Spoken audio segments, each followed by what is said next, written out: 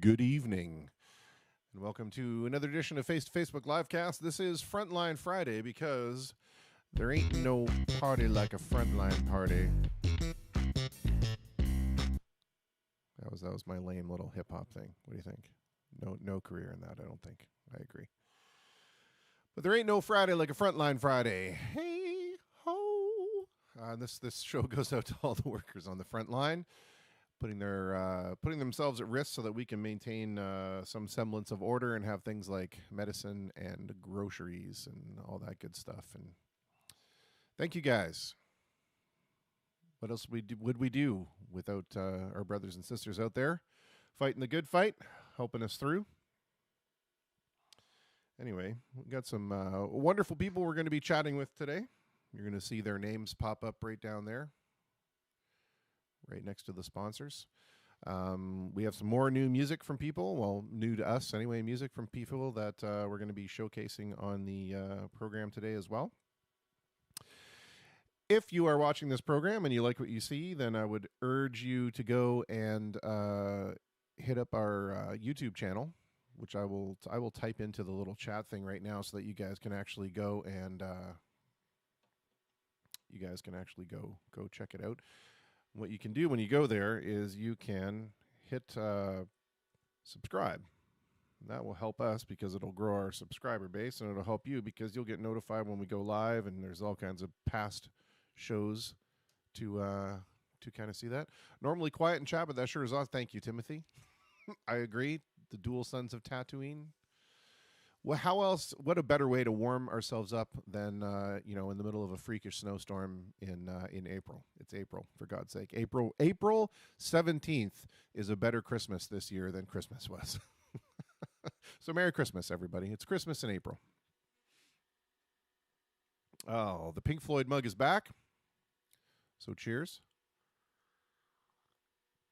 I pasted up our YouTube link so you guys can go and hit the subscribe button and get yourself some notifications.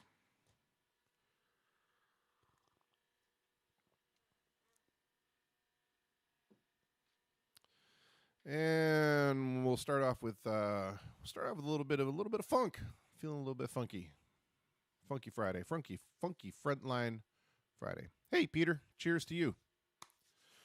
All right, let's see here. We can definitely do a beat for this one.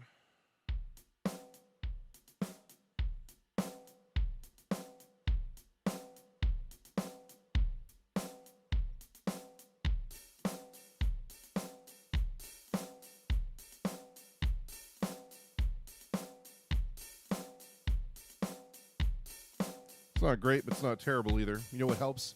The wood block.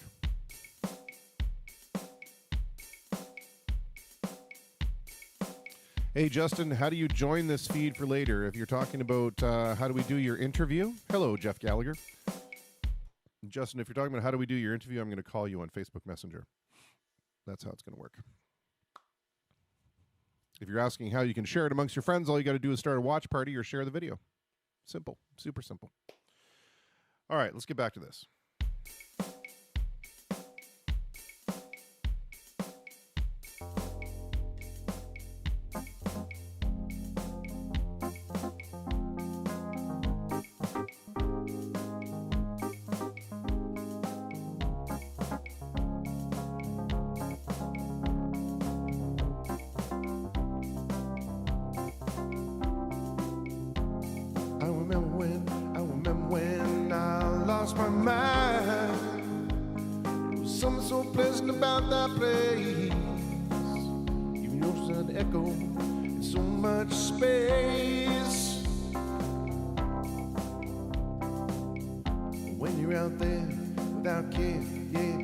Out of touch.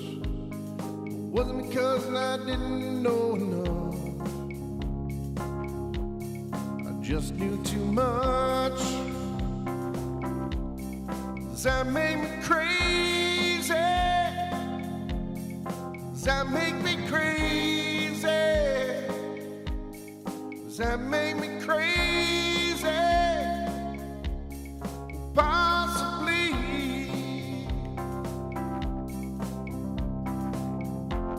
I hope that you were having the time of your life. But just think twice. It's my only advice. Come on now, who do you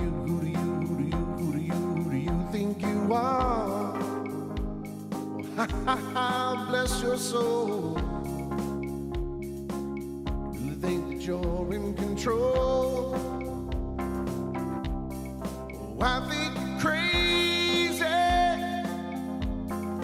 I think you're crazy.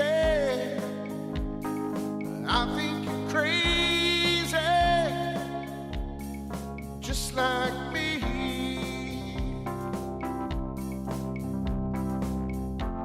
My heroes had the heart to lose their lives out on a ledge. All I remember is thinking, I wanna be just like them. Ever since I was little, it looked like fun. It's no coincidence that I've come. Die when I'm done. Maybe I'm crazy. Maybe you're crazy. Maybe we're crazy. Probably. Maybe you're crazy. Maybe you're crazy. Probably crazy. Probably.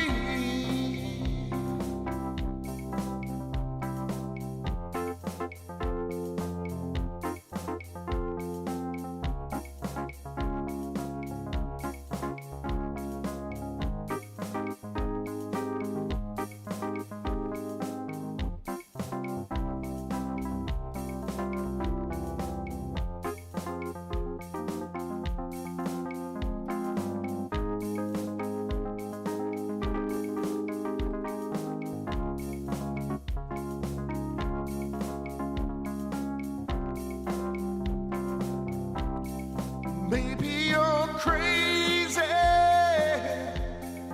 Maybe you're crazy. Maybe we're crazy. Probably.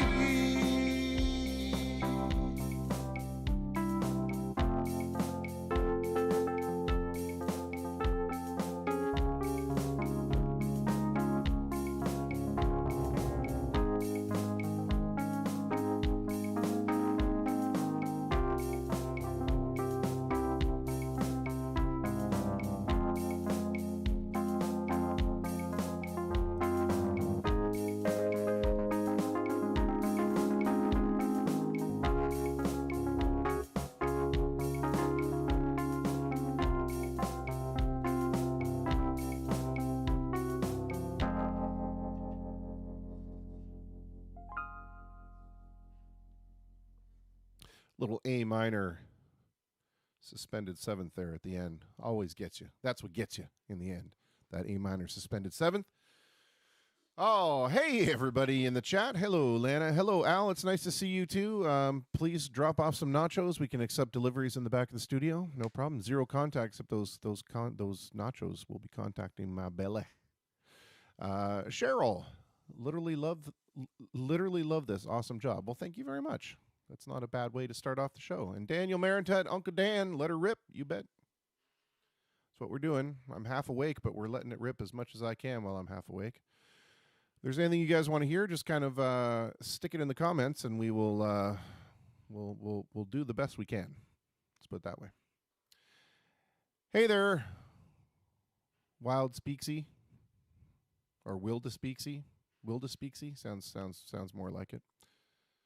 Hey, Phil Charette, how you doing, brother? I hope to get you on the program. That would be fantastic. Phil Charette, another amazing local guy. And Phil, if you have any links to anything that you're doing, please drop them in the comments so people can check you out, because they darn should. Wilda Speaksy, yeah, I'm from Germany. Well, willkommen.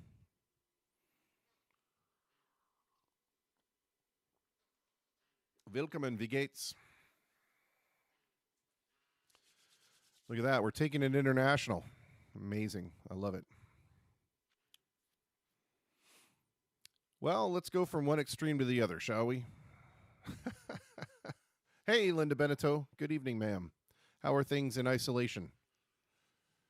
Self-inflicted isolation, as I recall. We're gonna play this one, and then we're gonna go and we're gonna play some music from somebody, and we're gonna get ready for our first guest, who I'm totally excited to have on the program. As I'm excited, he's Vilde Speaksy has a pretty difficult song request. Well, fire away. If I can do it, I can do it. Do I know Bills? No, I don't. Sorry. Jeff Stiles, did I get that shirt on vacation? You bet I did. You bet I did. I was out there looking for some moisture evaporators and ran into an R2 unit with a faulty motivator. The whole stuff. All right. Vilde Speaksy, I will search it. Yes, I will. I will look it up. I promise. All right. Let's do this tune real quick here.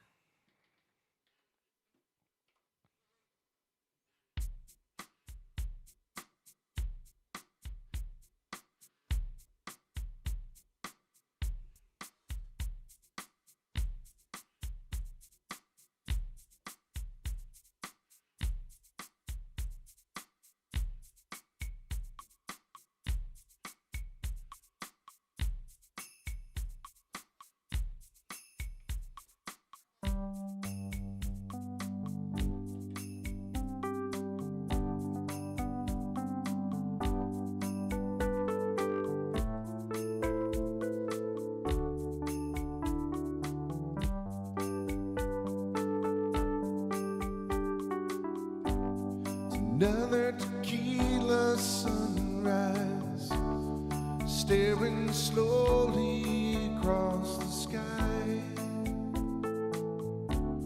You said goodbye.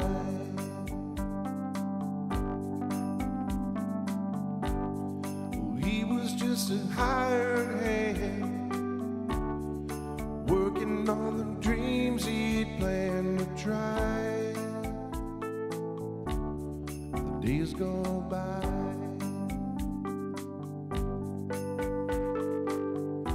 Every night when the sun goes down, just another lonely boy in town, and she's out running round. She wasn't just another woman, and I couldn't keep from coming on. It's been so long.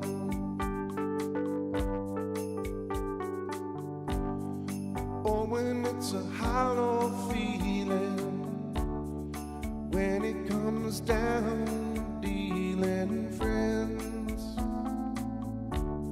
it never ends.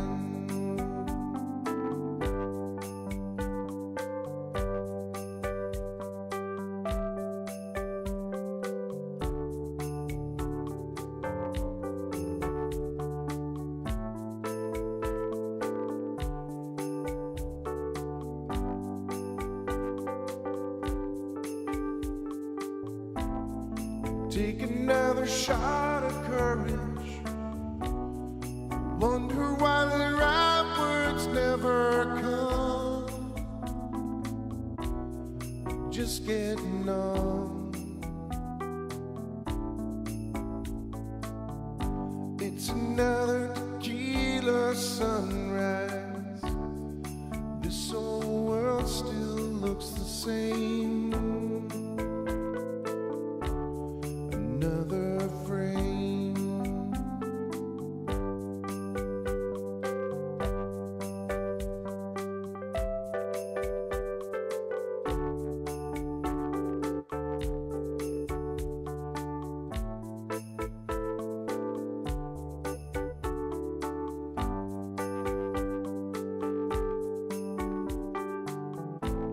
We'll take another shot of courage. Wonder why the right words nights never come, just getting on. It's another tequila sunrise. This whole world still looks the same. Another frame.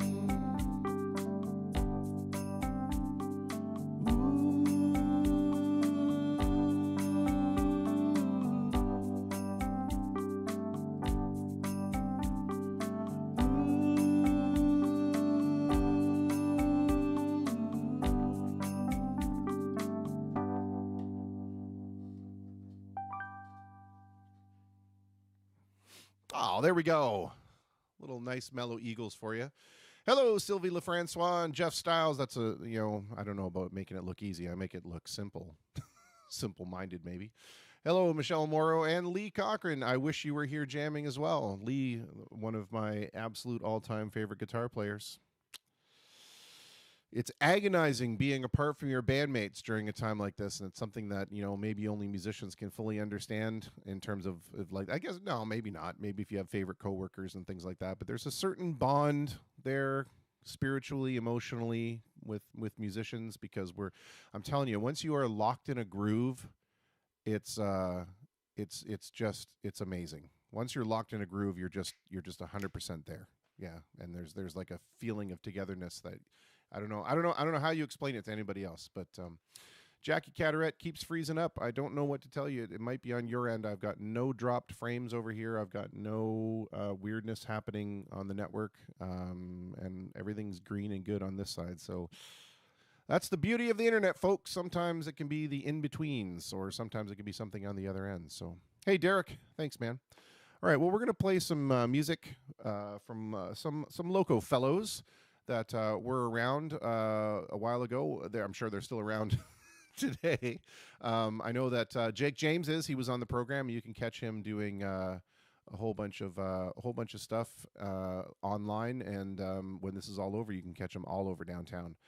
Anyway, we're going to get to this. This is going to be the band I Know Karate, and if you put those two words together, it's I Know Karate. It took me a while to figure that out, so I'm just giving you the heads up right now. This is a song of theirs called You Can Call Me. And it's from the Wink and the Gun album that was released quite some time ago. But let's go and check it out. And yes, Joe Tessier, kind of the same with all coworkers. 100% didn't mean to demean anybody or diminish anybody's relationship with their coworkers. I'm just saying, when you add the element of musicality in there, there's something. And you probably get it with dance and theater and all that kind of stuff. But there's like a spiritual connection there that's hard to explain. Anyway. You Can Call Me by I Know Karate from the Wink and the Gun. And let's make sure if it crashes, it crashes.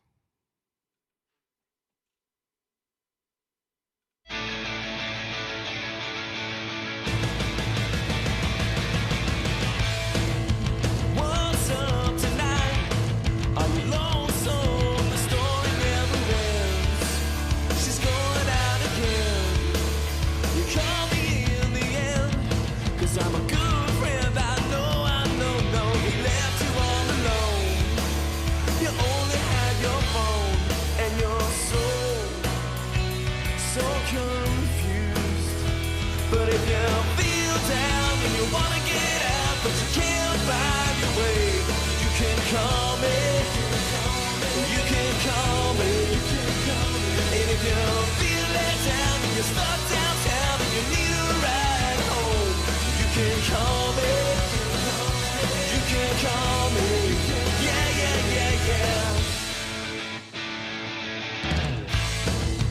Too much to drink, and you don't think just where the hell you are. The way you parked your car, and you call me.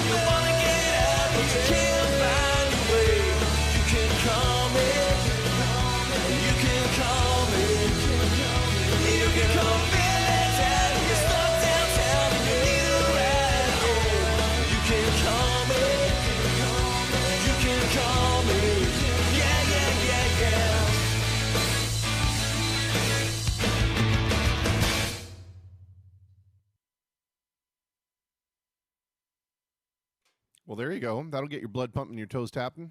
Inuk Arati with I like saying it like that. Like I feel like I'm speaking Bush language. There's like a little in there, like Inuk Arati. You can call me from the Wink of the Gun album. And as AJ Vandenberg points out, fun fact, the girl on the cover is Nuno Betancourt's niece. So there you go. Anyone looking to find out who that was? AJ's got you covered. Oh, hey, Ashley. Welcome. And yeah, Joe, yeah, that's all I was saying. You know, as a musician and a performer, I think there's a little bit of a bond in there that most other people wouldn't get. I think that's all. You know, certainly there's a bond between all coworkers. You're doing the same job, you're in the same field, you're doing the same grind, but yeah, something a little different with performers. All right. Well, we may just have enough time to do this tune here before we talk to our guest. Got about 6 minutes. Interesting thing about this song is it's got this little synthesizer lead in here, which I always screw up.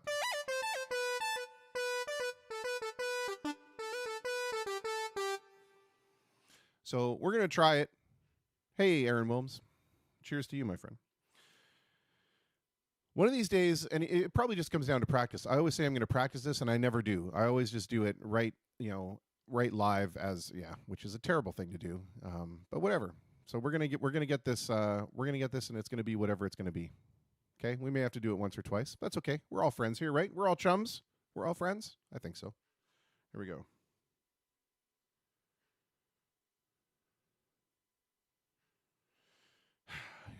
I'm staring at the looper like this is gonna go so badly.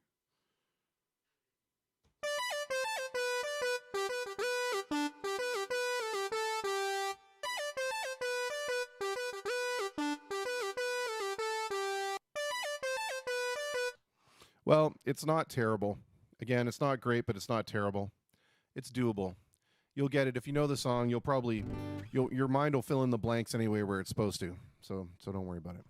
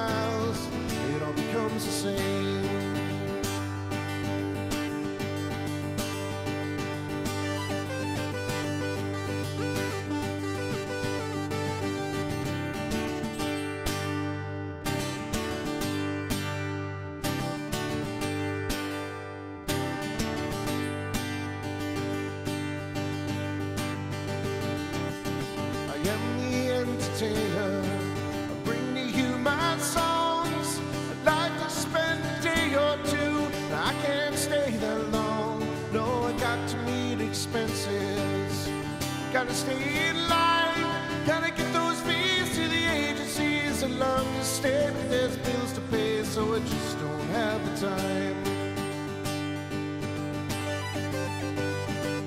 I am the entertainer. I come to do my show. You heard my latest record. It's been on the radio. It took me years to write it. They were the best years of my life. It was a beautiful song, but it ran too long. If you're gonna have a hit, you gotta make it fit, so they cut it down to 305. I am the entertainer, the idol of my age. I make all kinds of money when I go on the stage.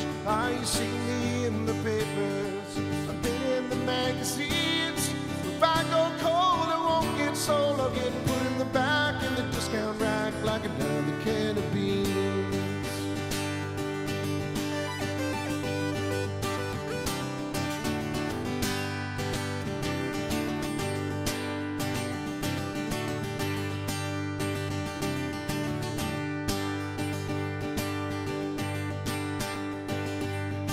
I am the entertainer.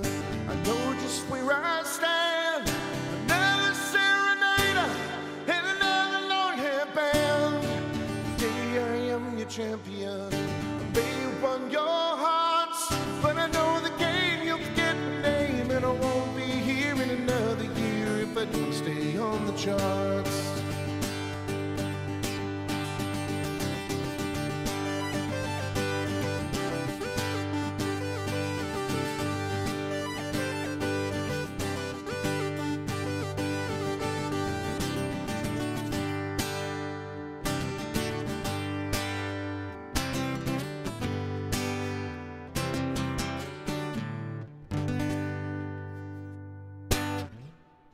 There we go.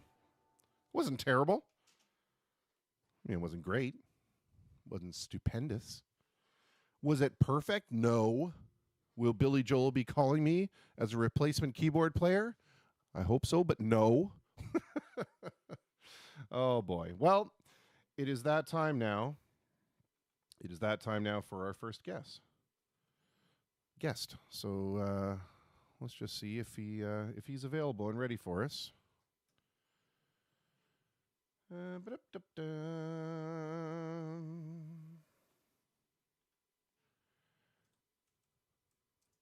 Just going to give him a quick ping on Messenger here and make sure he's ready to go. I know, right? Aaron and Darren in the house. All the drummers are coming out for Jimmy. And probably internally crying every time they hear the loop beats go a little bit out of sync. Jim Bonventure, get on Messenger, because that's how we got to talk to you. We'll see. Well, you heard it ringing.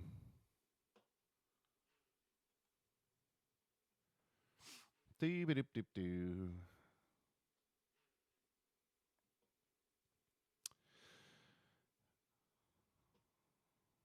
Oh, I see the screen flickering as if we have an incoming connection.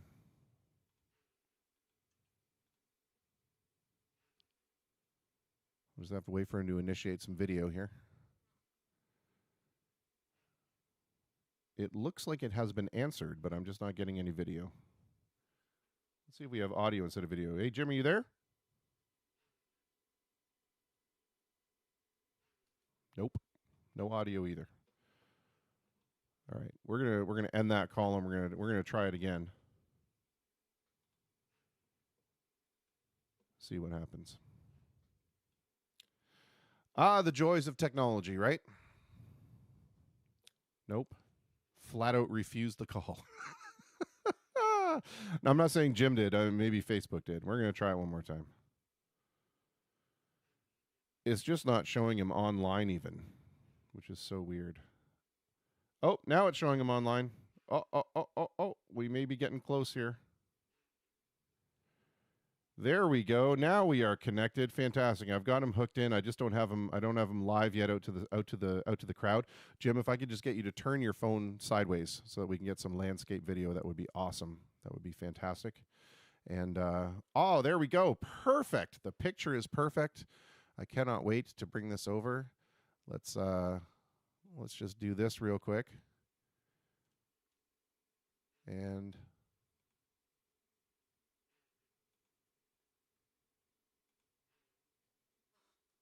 Jimmy, are you there?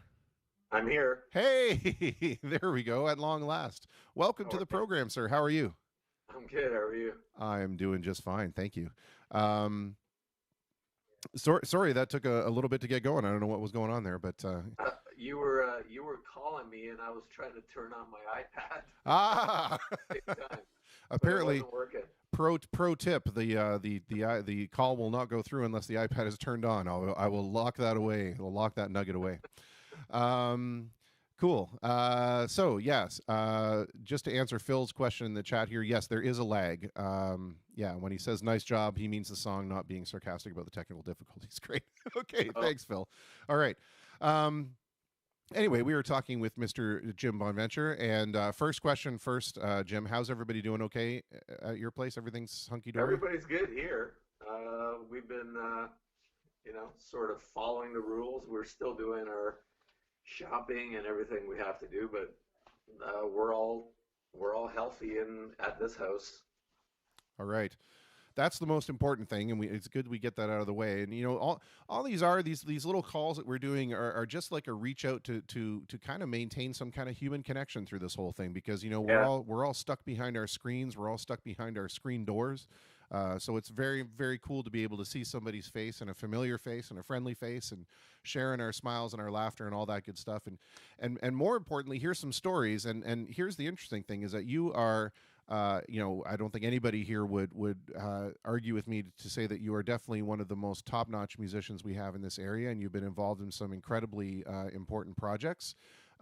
Everything from your work with Mark Chichkin and that group, and now you're into this Van Halen Invasion Yeah. tribute act, which is got off to a flying start, and then I'm assuming, like the rest of us, fell off the face of the cliff as soon as this happened. I wonder All our gigs got canceled. yeah, I wonder if you could talk a bit about what this looks like from I know what it looks like from my perspective. Yeah. The little guy that's going out and playing the little clubs and eking out a living that way. But what does it look like once you've made that leap into something else like a tribute, a tribute or a touring tribute act? How does this kind of impact the way that your year looks, I guess?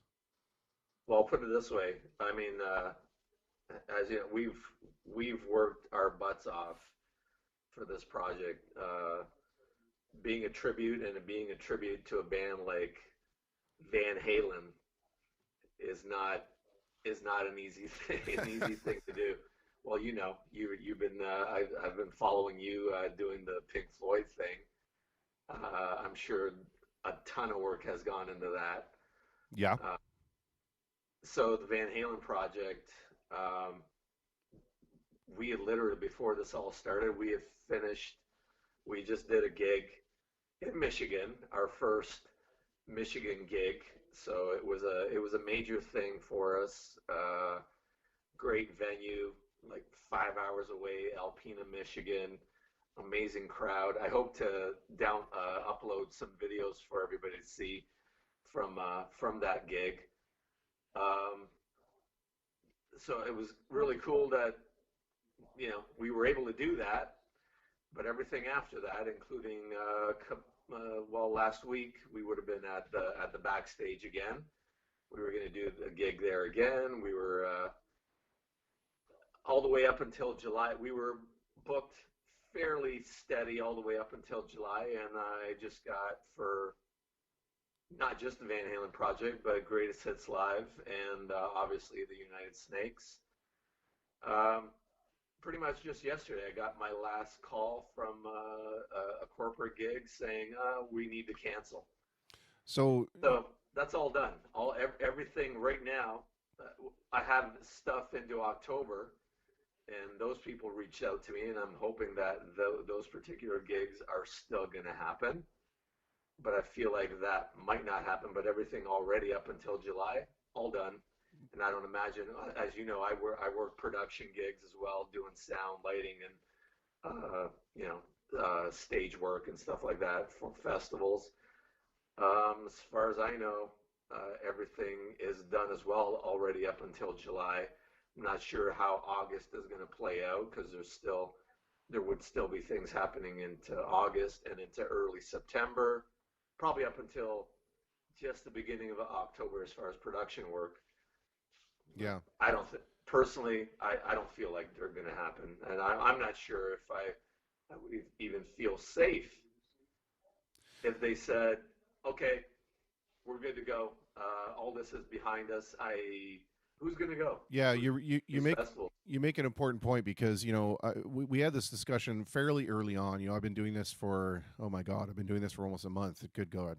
Anyway, very early on, I had this discussion with some folks about how it's going to be just this social fest once this thing is over. Everybody's going to be so tired of being cooped up and being in their houses that we're just going to immediately rush out and go back to hanging out at bars and playing darts and playing pool and listening to music and hanging out with friends and having bonfires and having bush parties and having tailgate parties and going to concerts and going to movies. And then a couple of weeks ago, somebody said, yeah, I don't think so. I think that there's going to be this kind of stigma that has been attached to, and people aren't going to necessarily be trustworthy that is it really over? And is it really okay to congregate together? And especially speaking as somebody that's involved in the production end of things, have you guys had any conversations about, the worries of the future in terms of that kind of thing about social gathering and if there's going to be apprehension for it? Well, I haven't really had any discussions with anybody, to be honest.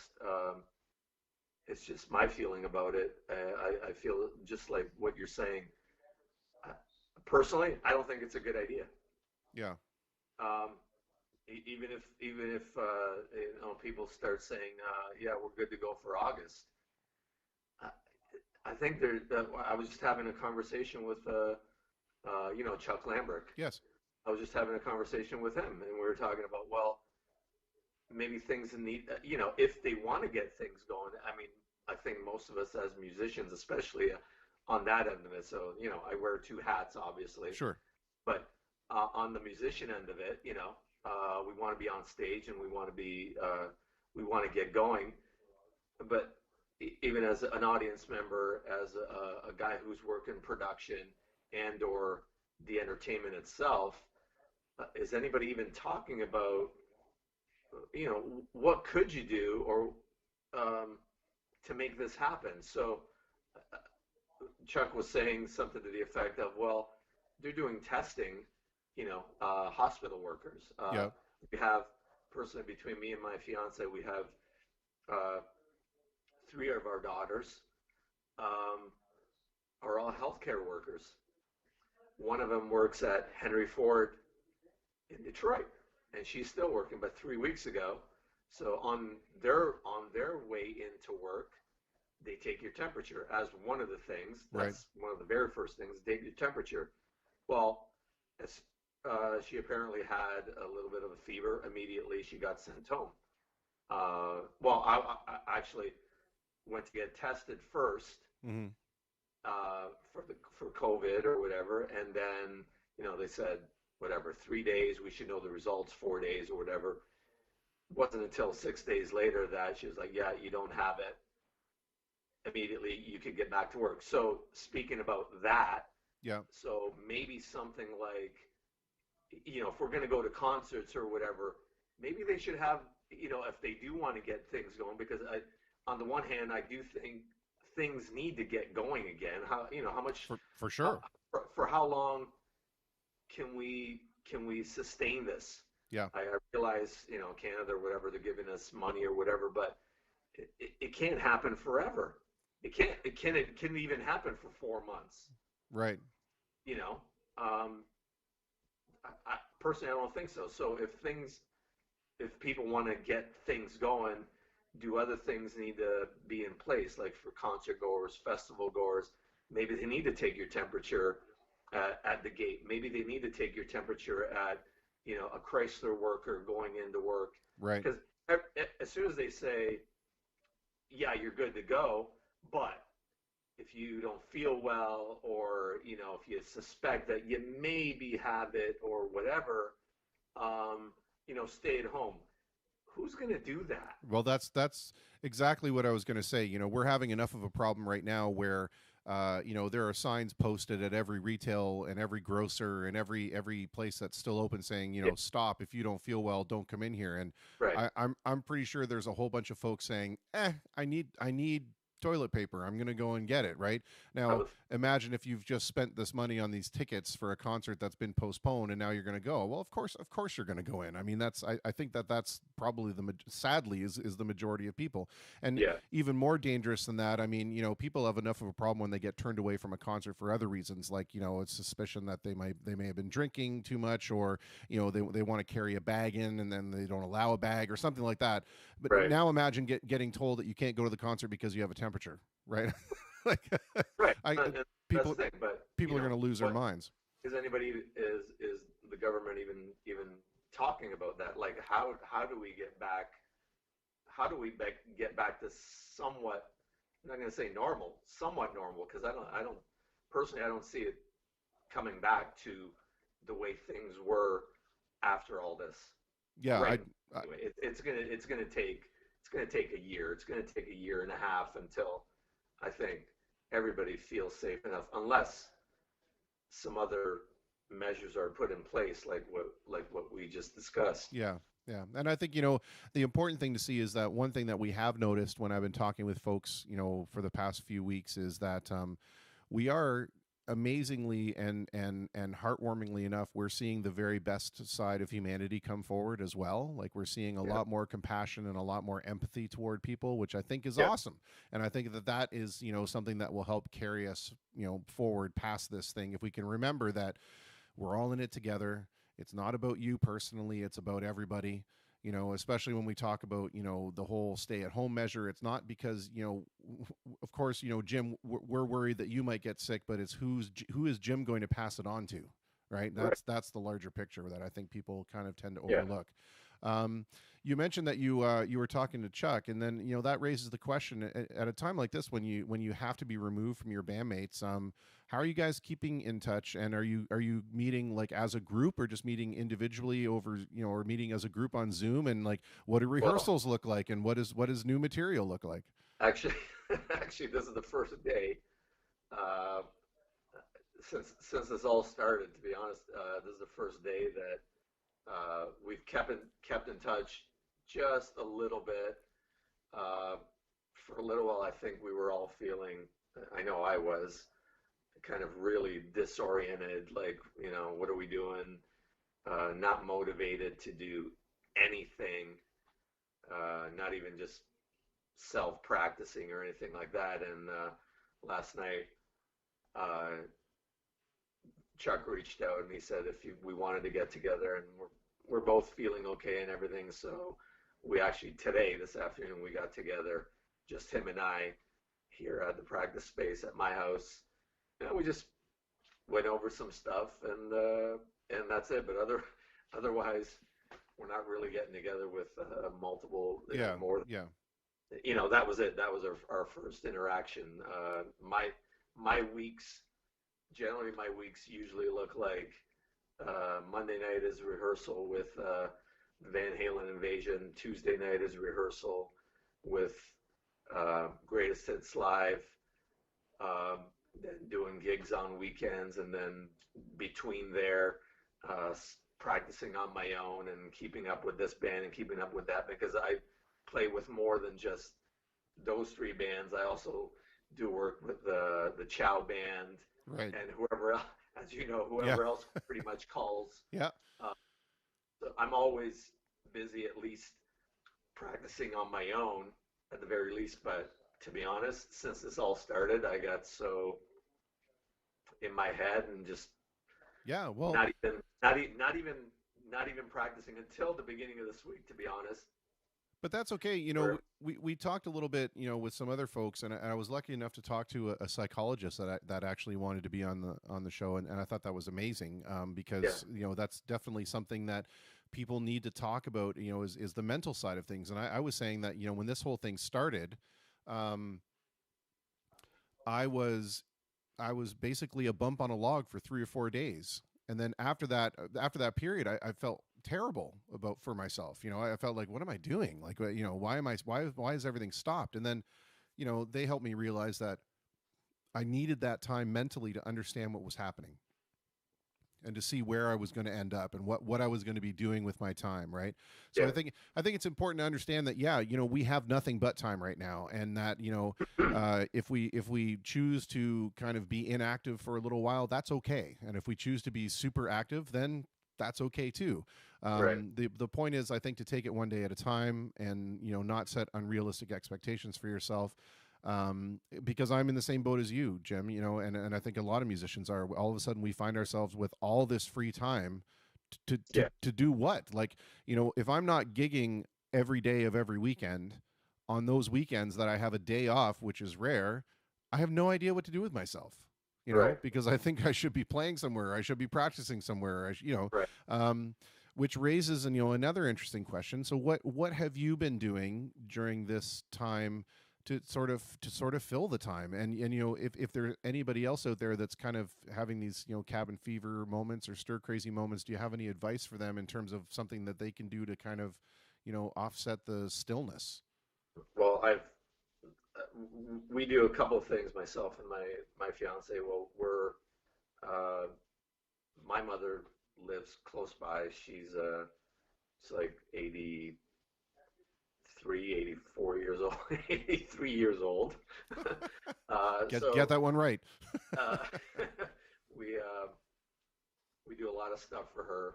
Uh, we go do her shopping. We make sure she's okay. She lives like three houses away, which is nice. So we don't have to go too far to make sure that she's okay. Uh, she's not going out at all. She's usually generally pretty active, but we said no. We take her shopping list and we go out and we do shopping for my fiance's daughter as well. Yep. Uh, so between doing that, sort of doing handyman work for my mom and stuff around here, I've only recently started sort of a practice regimen. After, like I said, I've been in a funk for at least 3, 4 weeks where I literally just didn't want to do anything, not even picked up a pair of drumsticks, not even gone on my acoustic kit in the basement at all Yeah. since that last gig, which was like March 7th or something like that, that weekend in Alpena, and I just haven't had any motivation to do that. Only recently have I started sort of a practice regimen, just hands, developing my hands and stuff like that, doing YouTube video workouts with professional drummers and stuff like that, and sort of plan to sort of now thinking of, hey, maybe I should do this myself. You know, although I'm following certain workouts, you know, what I take from that and sort of maybe put out a video going, well, this is working better for me, you know, it, Yep. just different things like that. But that's only started literally at the past weekend. Like Saturday is when I literally started just doing hand workouts and figuring out stuff that I'm weak on. Yep. You know, yeah, when you're gigging all the time, you don't realize, you know, you have enough technique for what you do. Yes.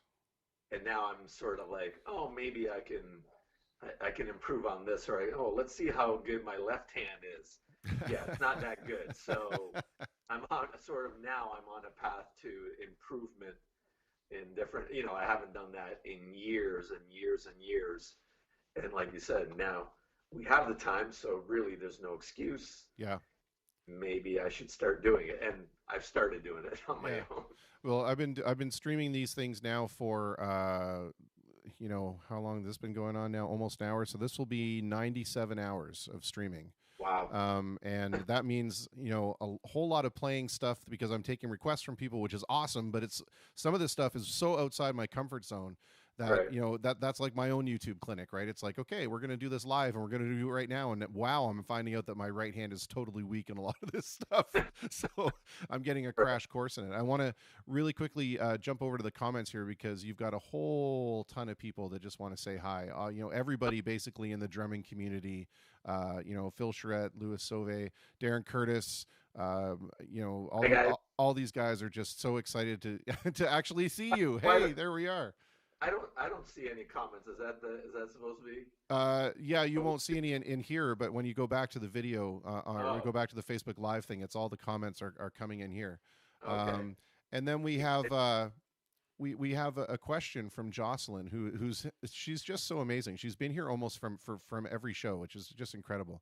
Okay. But she has these great questions, and so she wants to know that, you know, going back to your point when you said you were going out for you know, shopping for your mom and shopping for the other folks, which is fantastic, by the way, Yeah. and I commend you for, you know, taking that upon yourself as well. But she says, you know, do you find that people think that you're panic buying when you're shopping for so many people? And if so, you know, how do you handle that? Because we had a No. friend. Yeah. No, we do it. We do it like I take a shopping cart, and my fiance takes a shopping cart. So we're kind of Subterfuge. We're not packing, yeah, because if we go and we're still only like we still only shop for us for the week pretty much. We're not hoarding toilet paper or Yeah, buying yeah. so much whatever. We're just for us it's just normal shopping, so our cart isn't Overflowing. full to the brim. Yeah. So if my fiance Paula is shopping for her and her daughter, her cart looks normal, and my Right. cart looks looks normal just for my mom. It's only no, we're not. But I have had a couple of kind of weird experiences. The last time I went out, I'm like, I didn't know how to deal with this. I'm shopping for grapes for my mom. Yeah. So her instructions to me, not too much though. All right, well, I'm looking for a bag that doesn't have too much grapes in it. Yeah. Yeah. A lady rushes up on me and says, "Sir, and she's got a mask. Sir, you've touched like 3 packages of grapes. We don't want you to do that." I didn't know. I was shocked. I was Yeah. like, How do okay. I'm sorry, but how do you shop for something like grapes? You know, Yeah. normally, Without how does looking. anybody normally shop for grapes? Oh, this one looks ripe. Oh, that doesn't look too ripe. How do you do that? Yeah. Are you supposed to grab the first one you see, and that's it? So it's a whole Weird thing. yeah, it made me feel weird the whole rest of the shopping trip. I'm like, what And the? you know, that also raises another question too, man. Like, what about like cantaloupe, right? When you're buying cantaloupe and you have to Exactly. pick it up and see what's ripe. I mean, that's weird, you know. And then Jocelyn says, you know, excellent point. That's why people are supposed to wash their grapes when they get home. Yeah, exactly. So I mean, I wish I had that answer at the time. At the time, I was just in shock. Dumbfounded. Yeah. What? I don't know what to do here. I don't even know what to tell her. Let I don't me. even, no. Am I supposed to respond to this? Okay, thank you. This is not that rule when you were kids and you came downstairs and, you know, licked something and touched it and went mine. You know, that's not how this works. You know, it would be interesting to know too that is that person, the person that came up to you and was kind of, you know, really in your face about it, was she wearing gloves by any chance? She was wearing a mask, but not gloves. Oh, I okay. remember she was 'Cause not wearing gloves. if she was wearing gloves, then that would have been a perfect opportunity to rip her a new one. I'm just saying. I, It's- I just didn't understand. yeah, no, it's, you know, and the thing is that's the thing is we're all in that weird place where, you know, we're trying to figure out how to navigate this, and obviously some people's tensions just boil out in different ways. So, you know what, you probably, by not having anything to say, probably handle it better than I would have. Yeah, I was just shocked. Dumbfounded diplomacy for the win. Darren Curtis wants to know if you have decided on the finish for your VH kit yet. No. I I'm thinking about chrome, like he's saying. I know Darren was like, go with the white and black stripe, but that really limits me to only using those particular drums for that band only. Sure. Yeah. Yeah. Well, I mean, come on, Jim. We all know that, all of us musicians are so wealthy we can just afford numerous Yeah, versions of our instruments. So just pick up yeah. another kit for Well, God's sake. ask Darren. We should ask Darren. I have 7 drum kits, so if he needs any of them, there's some for sale with all this shit going on. I need to Perfect. get rid of one of those 7, or maybe 3 of those 7. Perfect. I want to ask you this question, and it's one I've been trying to ask most of the people that come on the program, and just out of interest, I guess, is what from the past life of normalcy about a month ago now, I guess, that is something that you miss more than anything else, and then on the flip side of that, having to become a shut-in, right, or having to become locked in your home basically for the most part. Yeah. Has there been anything that, to your surprise, has been comforting or joyful in this kind of isolation? Um, I guess to answer your first question, I haven't. So I have 4 kids. My fiance has 4 kids. I haven't seen my 4 kids since this all has started. Um, uh, so that's the biggest thing. Not being even. It's this whole thing. If this wasn't going on, I'm I might not have seen them either, or at least some of them in some time. Whatever, they get busy, I get busy, Yep. whatever, and you're not going to see them. But now, sort of knowing that, yeah, I can't see them, and they've even um, said, sort of think, oh, well, it's no big deal or whatever. Well, they're being very cautious. I'm being cautious or whatever. But that's the main thing. Uh, I don't know. The whole thing. There's not really anything as far as an upside. Yeah. I don't know. Saving money on gas. That's about it. I think that's Really, pretty common. I'm getting about 400 miles to the gallon right now, which is amazing. yeah. That's- Right now, that's probably the only thing. Not. I don't know. As much as you kind of when you're in the moment, you're like, oh, I've got all these things going on and I'm frustrated and all that. Now it's like I have all the time in the world. It's like, yeah, I would like some of that pressure back, doing contracts, reaching out to agents and whatever, doing the promotional shit that I do for the bands and everything. Right now, that just has come to a halt, and it feels like, yeah, I could use some of that work again right now to get my mind straight again. yeah, Uh, absolutely. That's about it. I don't. No, it's all good. There is no right or wrong answer. It's just Yeah, it's little glimpses into the human side of this, right, and how yeah, it's affecting us. So no, absolutely. Jim, I really want to thank you for being a part of this conversation. no And problem. volunteering your time like this, and just being willing to become part of that connection, and show everybody that just because we're isolated doesn't necessarily mean that we have to stay out of contact. And even Yeah, if it's just something as easy as this kind of a FaceTime thing, or a Facebook Messenger thing, or a Zoom thing, or a Skype thing, or whatever your communication of choice is, there's yeah, still that opportunity to get that kind of semi-human connection. I think that's super important.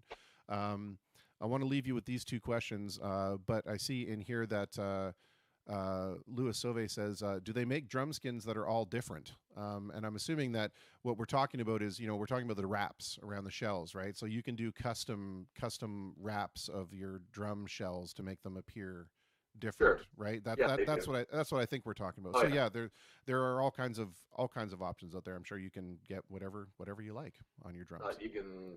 I've been researching this for more than a couple of years now. You can even come up with your own design, and if you have, I guess it comes down to how much you want to spend.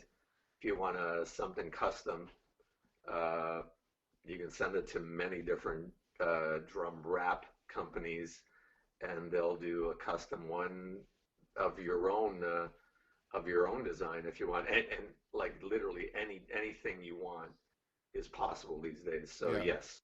Yeah, I think he may be clarifying here. He says like interchangeable skins, and no, I don't necessarily. No, You can not really. you can wrap and then re-wrap, but you can't really just Yeah. like it's not something you do in between shows. Yeah. Um, I suppose you could, but that would be such a long process before it.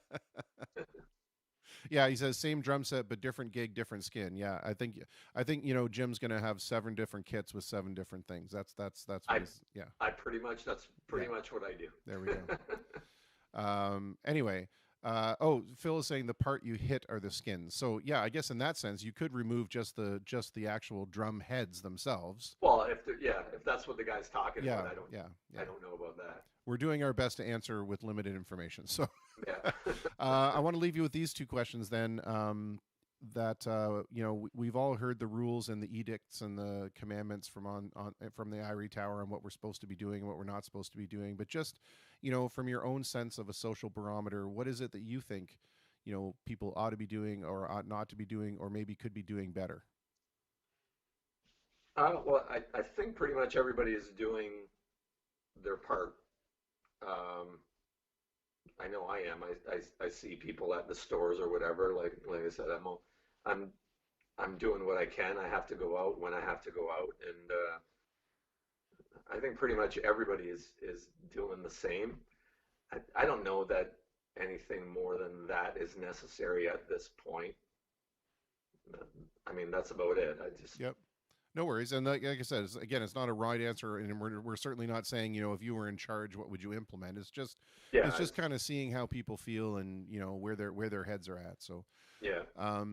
Jim, again, thank you so much for being a part of this. No worries. It means a lot that you care to share your time with me and everybody else, of course. And certainly the drumming community of Windsor Essex County has turned out in force here in the comments, so you'll be able to check some of those out. If you do have something, with some information or maybe some performances or even the press promo kit for the Van Halen Invasion, if you'd be so kind as to drop that link into the comments for the video so people can check it out, that would be awesome. Okay. And then, when this whole thing blows over and we can go out and have our massive anti-social party, I look forward to 2 things. I look forward to seeing you in, whether it's with Greatest Hits Live, United Snakes, or the Van Halen Invasion, or whatever other project you happen to be in. Okay. But I also look forward to being so busy that I can't see you guys. Yeah, that too. There's that too. All right, Jim. Thank you so much for being with us, and have a wonderful evening. All right, Chris. Thanks. And be safe. You too. All right. Cheers. Bye-bye. Well, that was Mr. Jim Bonventure, and a fine all-around chap, an excellent drummer, and very well respected in the community, as we can see by the other drummers that have shown up in the comments. Welcome, guys, and feel free to stick around for the rest of the show if you want. What do we got in the chats here? We have Darren Curtis saying that he's going to be on the program. Absolutely, he is, and he was kind enough to give us some music. That was recorded with his band LC Banks, that was recorded live. So I'm going to put that on so we have a little bit of a break and I can figure out what the heck we're going to do next here. If anybody has any requests, let me know, and I'll do my best to try to play them. But yeah, let me throw this on. This will be You Can't is the title of the song, and it is live from the back bar. This is LC Banks, Mr. Darren Curtis, and this is the Face to Facebook livecast for the Frontline Friday edition.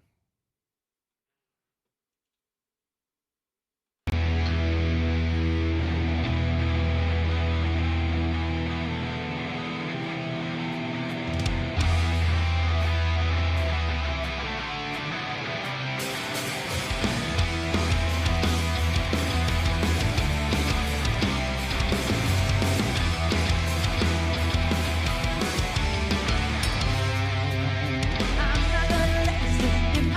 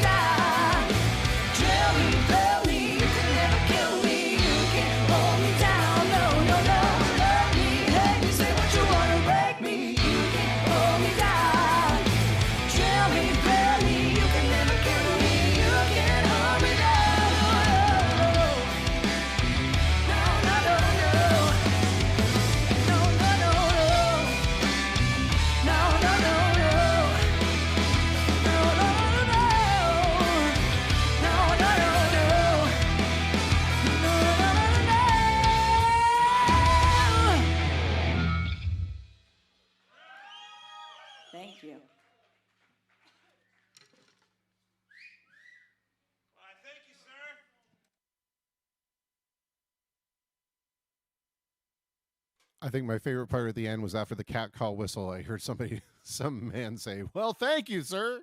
That's fantastic. I love it. There you go. Yeah, Darren, don't thank me. Thank you for actually letting us do that. That's fantastic. Now the only question is, how am I going to follow up something that energetic and that heavy with just little old me? Not going to happen. This is where we'll watch the viewership all of a sudden drop, just nosedive right there. But oh, Darren, I was gonna say I thought it was you, but I didn't want to throw that out there in case it wasn't you. All right, well, we're gonna try one of my tunes and see how we get with that. And we're gonna have to do it without a full band and all that good stuff. And it's definitely going to be with wood blocks. That's right. That's how I'm going to compete. I'm going to compete with wood blocks, 100%. The wood block solo. All right, let's see here. I'll get a beat going for this one. It's one I've played before, so it shouldn't be too hard to remember.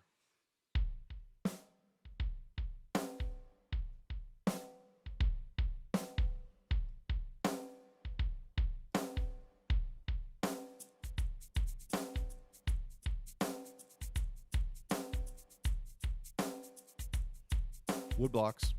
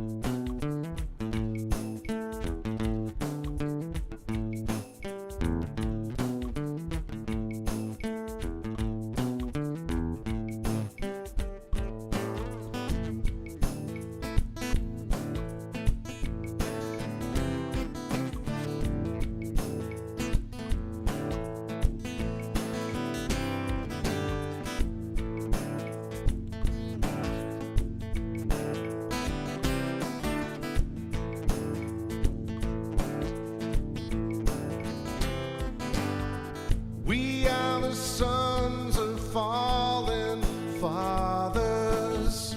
We are the fathers of falling sons. It doesn't help if no one bothers to undo all the things we've done. And we're going nowhere. Oh, you know that we're going in style, and we're on the road to nowhere with rest stops and amusements at every mile.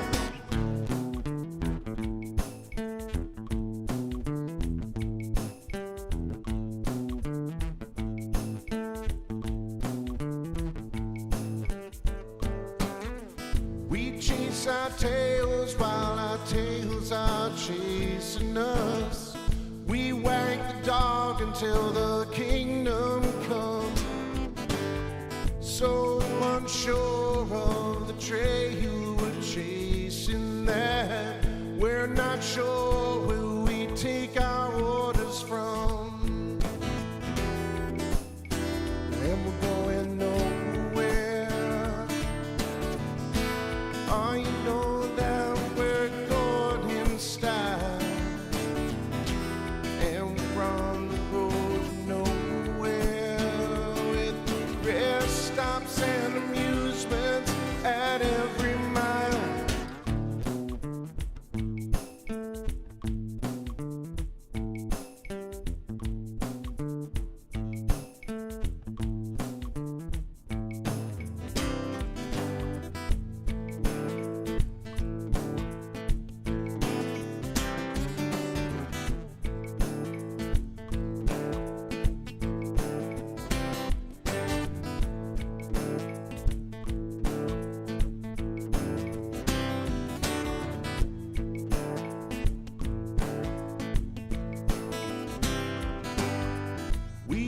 ourselves a human garden, precious seeds for some master plan.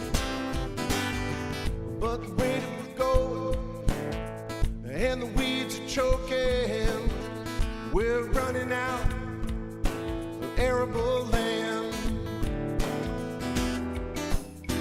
and we're going nowhere.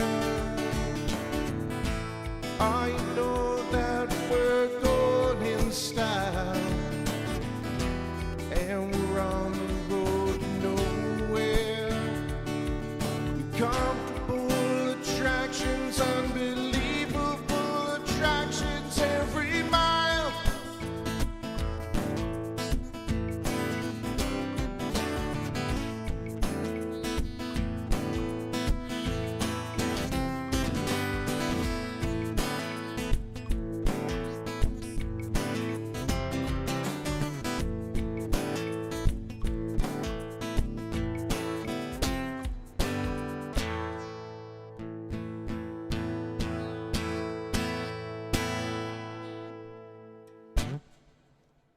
Well, there we go.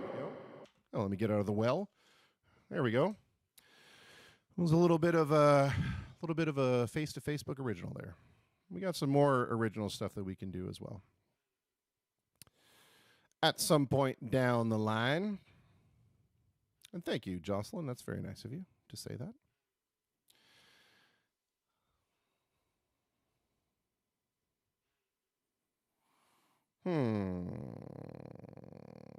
Shall we try something else that we can loop the crap out of? We did this one. We did this one earlier. Earlier, a few days ago, at the tail end of the show, because I was scrolling down through the list, and it starts with the letter V, and so I'm like, oh, V, wow, yeah, I haven't done this song like in ever, and yeah, so let's see if we can actually do it.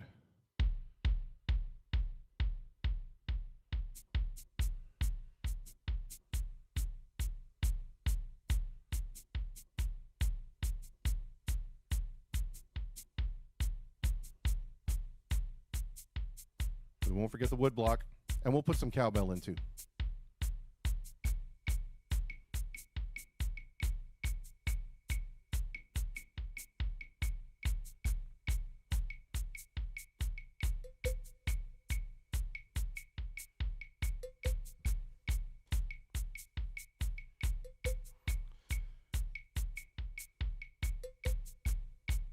It's not perfect, but it'll do. So now I just have to remember how I did this part. I was like it was a something. It was a something in there. Man, how did I do it?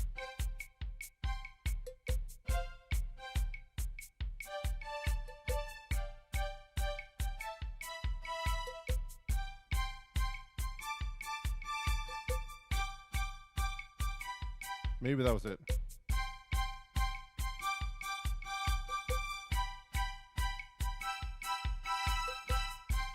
I think that was it. And then we added the bass into it.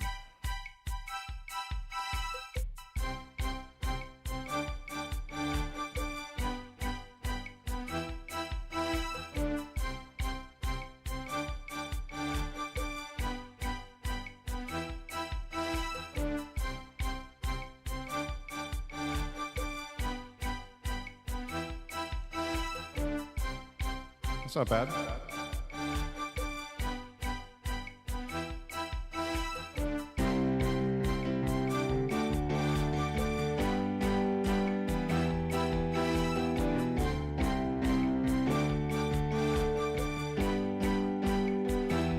I used to rule the world, seas would rise when I gave the word.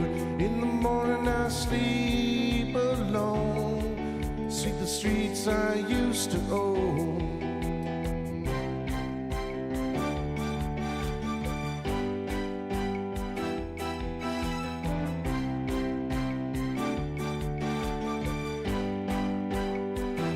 I used to roll the dice, feel the fear in my enemy's eyes, listen as a crowd would sing.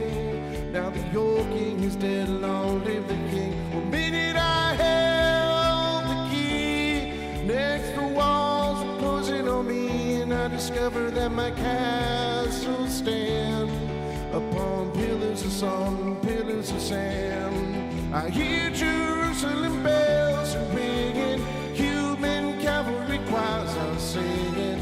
Be my mirror, my sword, my shield, my missionaries in a foreign field. For some reason I can't explain, once you go there was never, never in all this world, but that was in our rule the world.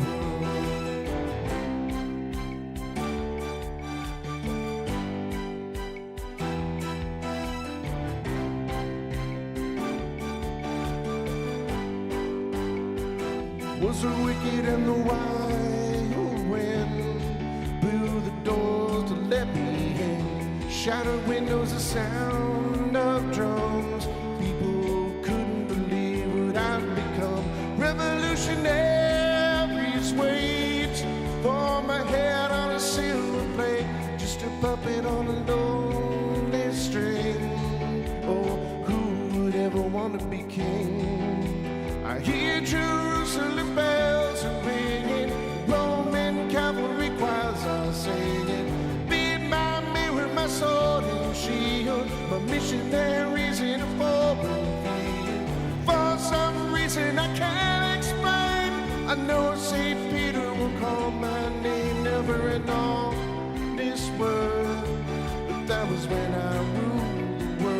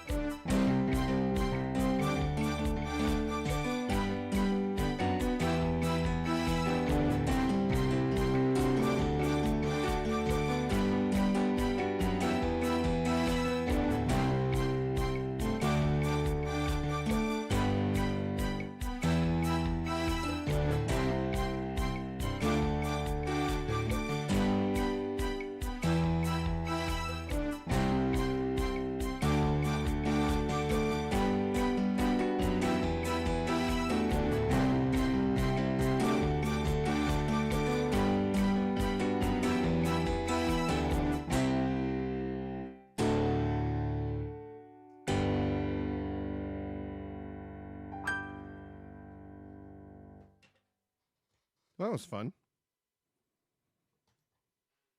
I like doing songs like that where we can loop the heck out of it. Oh, yeah, Lewis, that's what it's all about, man. We're making it up as we go along. Yeah, it's so much fun. All right, well, let's do another upbeat one, and then we're going to get set for our next guest. And our next guest is also a professional touring musician who's going to come to us all the way from the thriving metropolis of Chatham, Ontario. And here's a feel-good tune. I think we're all waiting for this, especially after this last snowy Sunday.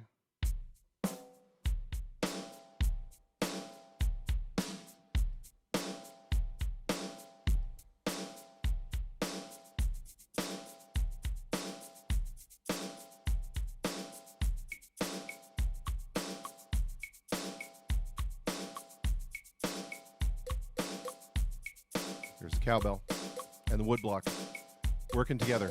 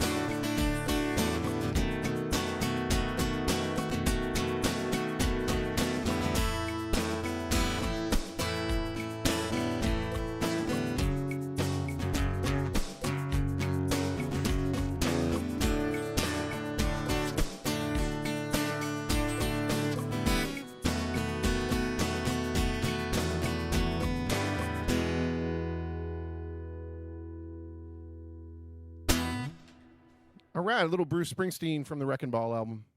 Waiting on a Sunny Day. And yes, Jocelyn, 100%. I am a snow person. I'm a winter folk. I prefer the cold white death. I don't want to see green grass and green trees and funny little critters skimpering all over. I want to see everything white, flat, and asleep. That's me. But I recognize that's not everybody. So I fully endorse the let's let everybody be happy with everybody. I've had my winter time, sort of. I will say I felt kind of cheated this year with the winter. So as I was saying to everybody in the household today, wasn't today the very best Christmas we've ever had? Today was a better Christmas than Christmas, in my opinion. All right. Well, let's see if our next guest is ready to go. I'm excited to talk to this fellow for two reasons. One, he's just a phenomenal guy. Two, he happens to be a bandmate of mine in not one but two bands. That's super exciting. And apart from the test phone call the test messenger call that we had a couple of nights ago, I have not spoken to him since this whole thing began. And so it was our test call turned into a multi-minute call where I watched him chop asparagus. That's how lonely we have become, folks. We have become so lonely that we're watching other human beings chop asparagus for dinner because we're so we're so desperately in that mode.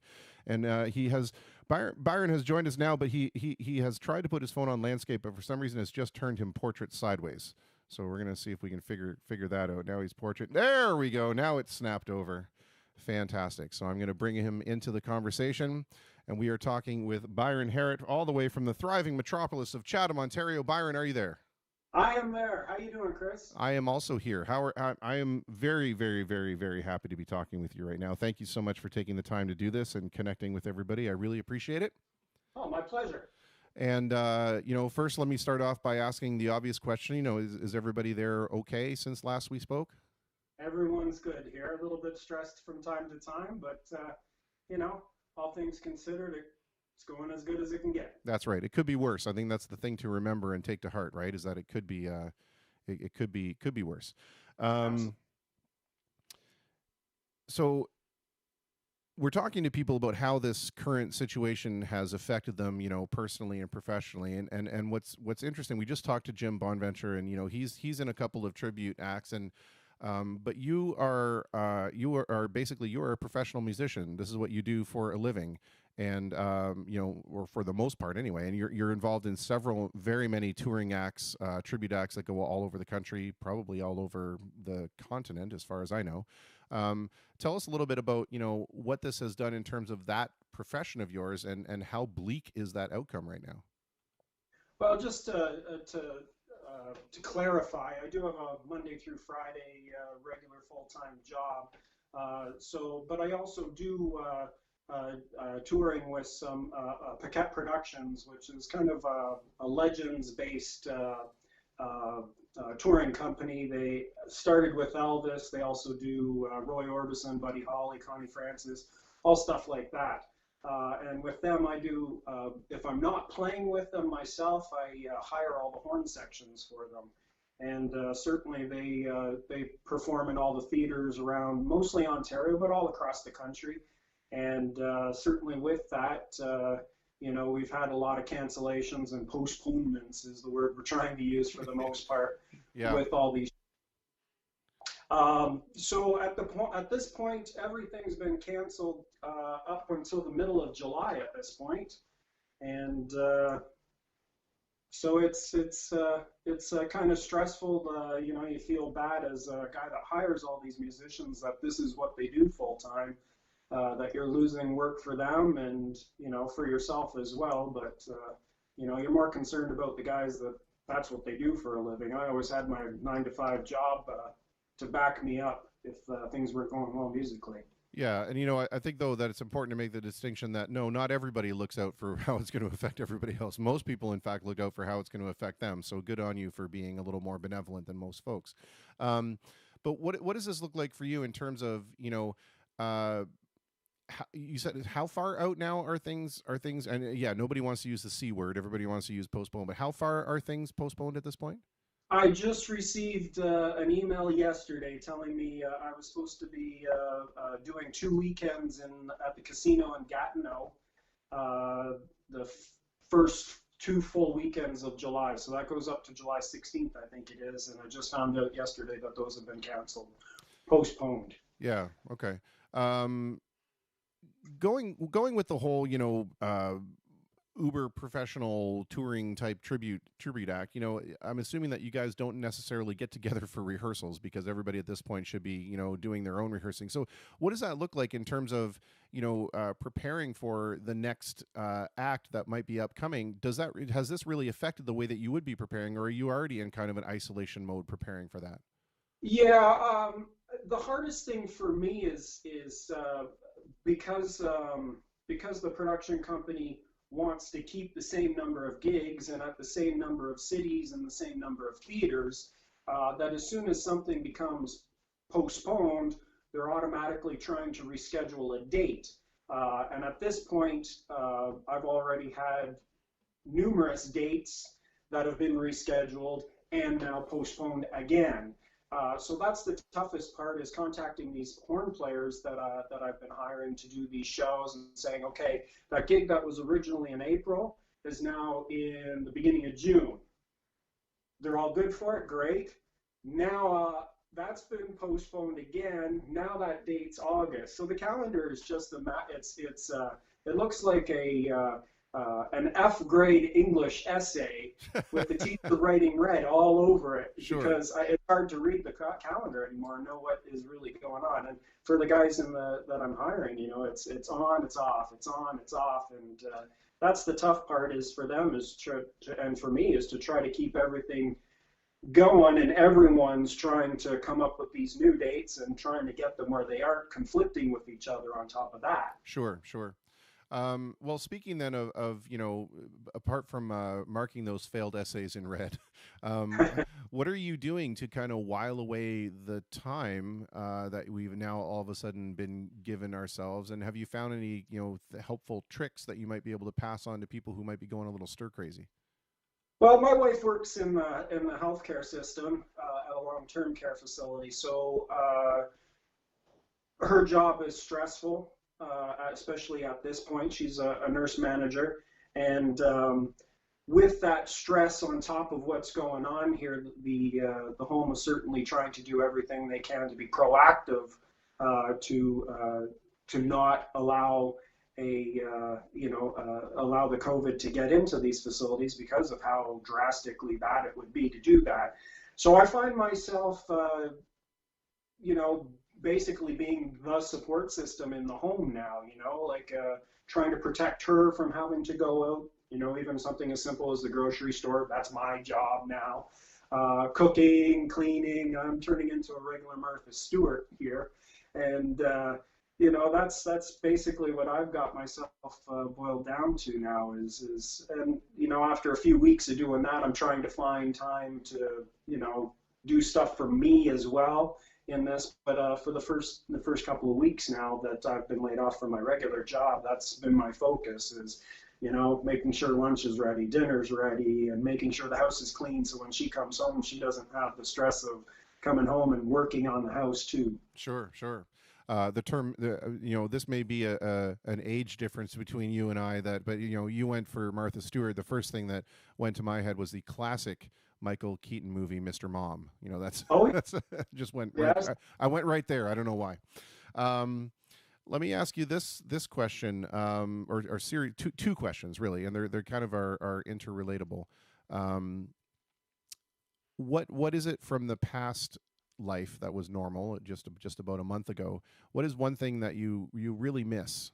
That you really long for from those days of unrestricted access to everything? And then on the flip side of that, because of this forced isolation and this forced shut-in, has there been something that, to your surprise, you found comforting or joyful? As far as missing things, I think as a musician all my life, that's the biggest thing that I miss. It's not even always about the playing, but as you alluded to when you were talking with Jim earlier, is that there is just such a camaraderie when you're involved in a band, when you've rehearsed with these guys, when you've played with these guys, when you've partied with these guys. They're not friends anymore, they're family. And especially, for someone like me, I don't have any family near me. My parents have passed on, and my brother lives on the other side of the province. So, these are the people that are my family, and to not even have the opportunity to see them is tough. And certainly, the playing the music that we just love to play together is tough. And I think that's the thing that is the hardest, and the thing that I miss the most, is that.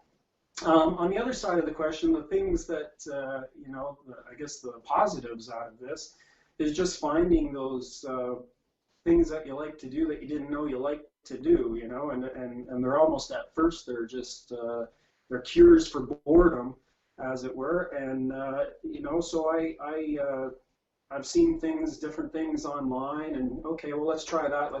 So I ended up buying myself a hot knife, of all things, and I've got a whack load, 100 old records that are scratched up and unplayable or undesirable because they're like the old 1940s overdone LPs. So I've got a whack load of these. So I've been cutting these albums and making clocks and stuff like that out of them. And the detail that it takes to do it, it takes so much focus, and it's such a slow thing to do that it just brings your anxieties and stuff down. And it's actually been really relaxing to do that, of all things, which is kind of interesting. Yeah, that's interesting. It's kind of brings to mind, one of the things that Julie's been doing in the house to kind of free her mind are those mandala coloring books, right? Or those those super fractal coloring books, and yeah, so you might be onto something there, and who knows, you might be onto another career in terms of hot knife LP clock making. I'm not sure. That's right.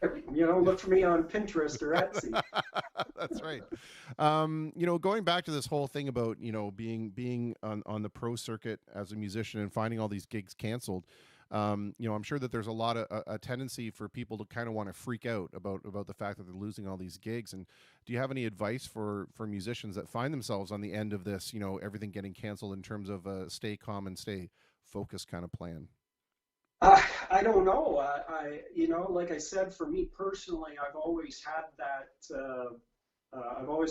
Monday to Friday 9 to 5, or that was my job. The music, the income that I made with music was always the icing on the cake. That was what allowed me to have fun, go on vacation, buy, whatever it was I wanted. My real job paid the bills. Right. And so, I always knew the bills were going to get paid, and now I'm finding myself, laid off. And fortunately, the government's come in and given us some help.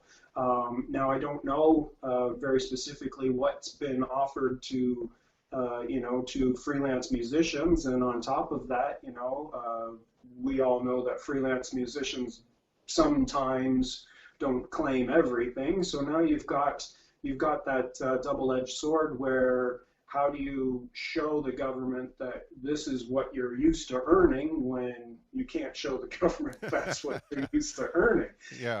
So I mean, there's as far as what do you do, it's tough. I think you're on the right track. You're doing this. I know Mark Calcott's doing it. I've seen Joe Klaus doing this. A lot of people are doing this, where they put their little shows on, and their Facebook friends and whoever else might be invited come on. And, I don't know how much guys are making doing it. I imagine it was better at the beginning of doing it. And as days go on, it starts to slow down, because people are, I already paid him yesterday, kind of thing.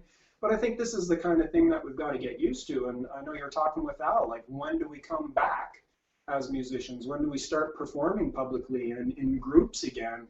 And if that goes on and on and on, where we can't do that, does the technology start to improve in this? I mean, just from a month of you doing this, we've seen you go from a very raw version of this to what you've got now, which is looking great and is much more professional looking and stuff like that. But there's always been that aspect of, it doesn't really work when you're bringing in musicians that are all these different locations. It doesn't sync well together. So are we going to see, if this holds off for another 2-3 months, are we going to see that technology get better, or the understanding of it get better, where as a band, maybe we can do this and perform in this setting? Yeah, it's interesting, because I just today, when I should have been napping prior to this, because that's the one thing, man, like, so many people are freaking out about the fact that, like, they can't go to work and they can't, and like, I'm over here, like, I am built for this life. This is like, you mean I don't have to actually go to my job? I can just stay here and do music and kind of do this technology thing all day. This okay? I'm down with this. And my sleep schedule is like, I've gone back to teenager me, where I'm like up all night and I sleep all day, and it's I'm like a Joe Walsh song. Anyway, Right. where was I going with this now? Oh yeah, right. So instead of having this nap that's why I'm foggy, because I'm tired. Instead of having this nap that I should have had before the show, we were out here trying this new link that was sent to me by a good friend of mine, Bob Vasseur. A heck of a guy. I went to go see Zappa play Zappa with him, and we met up in line in Royal Oak, and he sent me the link to this program called Jamulus. And what it is, it's a client server based software. You download, or somebody downloads the software, runs it as a server, and then everybody connects in privately to that server. And so you can kind of reduce the amount of latency by going over the internet to public servers. So I tried it with 3 different people, and it's still not there yet. It's not bad. And if you were in a position where you wanted to get a jam session in, where you're working on some material and you just kind of wanted to go over basic arrangements, you could probably get it done. And there was enough, but there was enough of a delay that you still wouldn't want to do it live. And I until we're investing, tens, if not hundreds of thousands of dollars in interconnectivity between places, I don't think we're going to get there. Right. And the one thing that I think we could do, that, because I've believe me, I've run the gamut in terms of clients to try to get folks to be able to perform live, because streaming to Facebook Live is one thing. And it takes the audio and just, you're going one way, right? So it's not concerned with when you and I are talking. There's a feature in there for background noise elimination and echo cancellation. And what happens is, when I start to play guitar, or when you start to play, sax or whatever, the software freaks out and goes, oh my goodness, there's background noise. We have to chop that out. And so I think that, if anything, these things like Zoom or Facebook Messenger or whatever could have a feature in it where we can disable that. Right. And then that would help greatly, because really, there's not much of a lag in what we're doing right now. I wonder how many people just heard wah wah wah wah wah wah wah wah wah. Just watching the viewership numbers go into the toilet as we begin to get There's technical. nerd talk going on. That's right. Oh my God, I thought I was out of school. Well, let me ask you these 2 questions then. From a social barometer point of view, just trying to see where everybody's head is at, and then we have a comment in the chat that I kind of want to get to as well. Actually, let's do that one first, because I like to close with these other 2. Jocelyn, whose phone I'm assuming has died because now she's on her boyfriend's phone, says, as a touring artist, do you think that you'll be hesitant to go to cities that had a higher number of COVID cases when things start to open back up again? I don't know about that.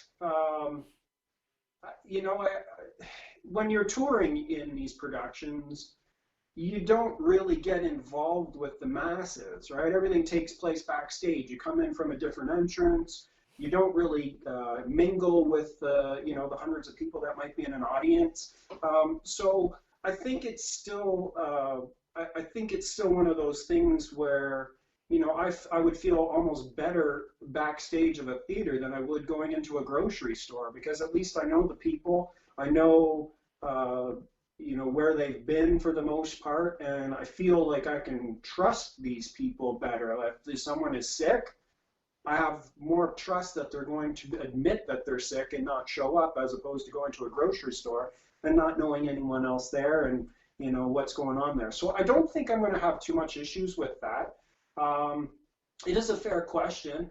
I think as well that the theaters that are going to have such high liability in this situation that until we've really got things cleared up, I don't think they're going to be opening up to any of us until it's really one of those things where the likelihood of that happening is so low for anyone anyways. Yeah, you raise an excellent point there, in the sense that, we're concerned about what the social aspect of that is, whether or not I or you and I feel comfortable, mingling closely with other folks. But you're 100% right. There could be liability on the venues side that they will certainly want to try and overlook, because I can't imagine that COVID insurance is going to be a thing.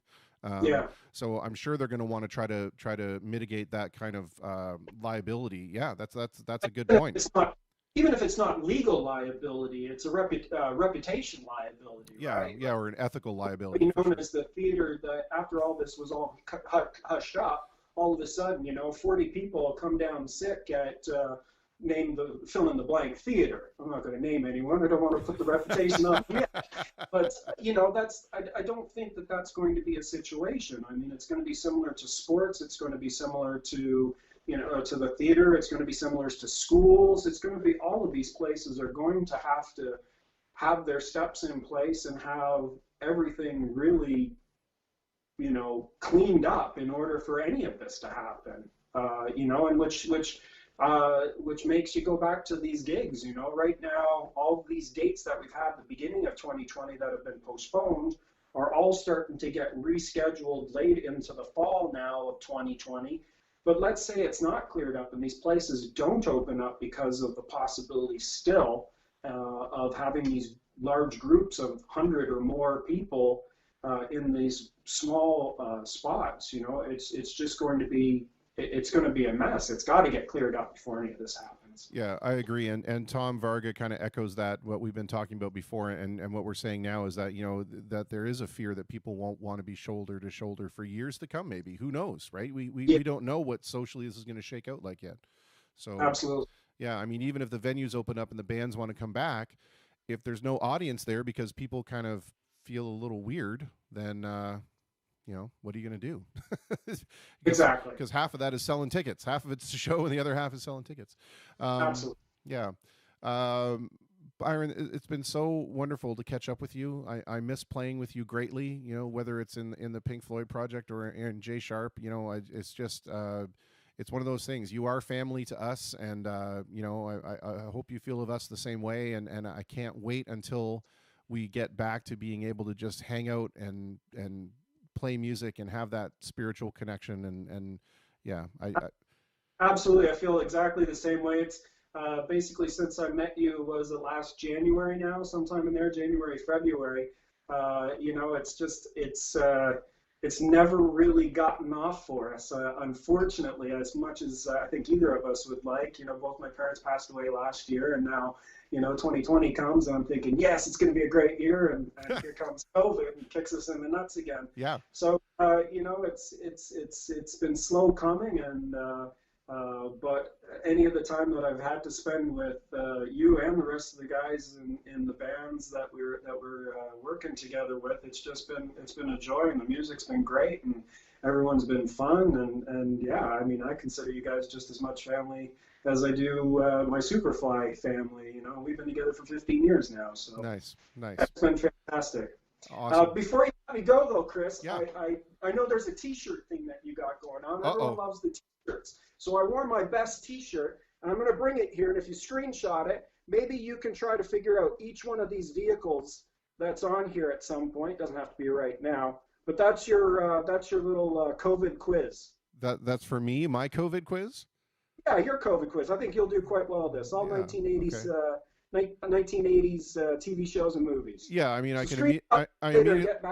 I immediately see the DeLorean, Optimus Prime, and the A-Team van. I mean, right out the bat. So yeah, okay, yeah. Challenge accepted, my friend. Challenge accepted. Right. I do want to leave you with these two questions. Okay. We know the edicts, we know the measures, we know the rules. But what do you think, personally, in your opinion, what do you think that people should or shouldn't be doing? And is there something that people could be doing better? One of the things that I've talked about, especially with my wife, as far as being social. Fortunately, she's my best friend, so she's the one I do want to, that I'm absolutely elated that, if I'm going to be stuck with someone, it's her. Yeah. But, both of us have the same group of friends, and it's been tough to not get really together and see them. And I just read an article in the Globe and Mail yesterday, I think it was, in Ottawa, that the health person there saying, you know what, driveway beers are fine. Yeah. You know, just make sure that your group is small, that the social distancing between the homes are managed. You know, keep your distance from each other, and don't share facilities and drinks and all sorts of stuff like that.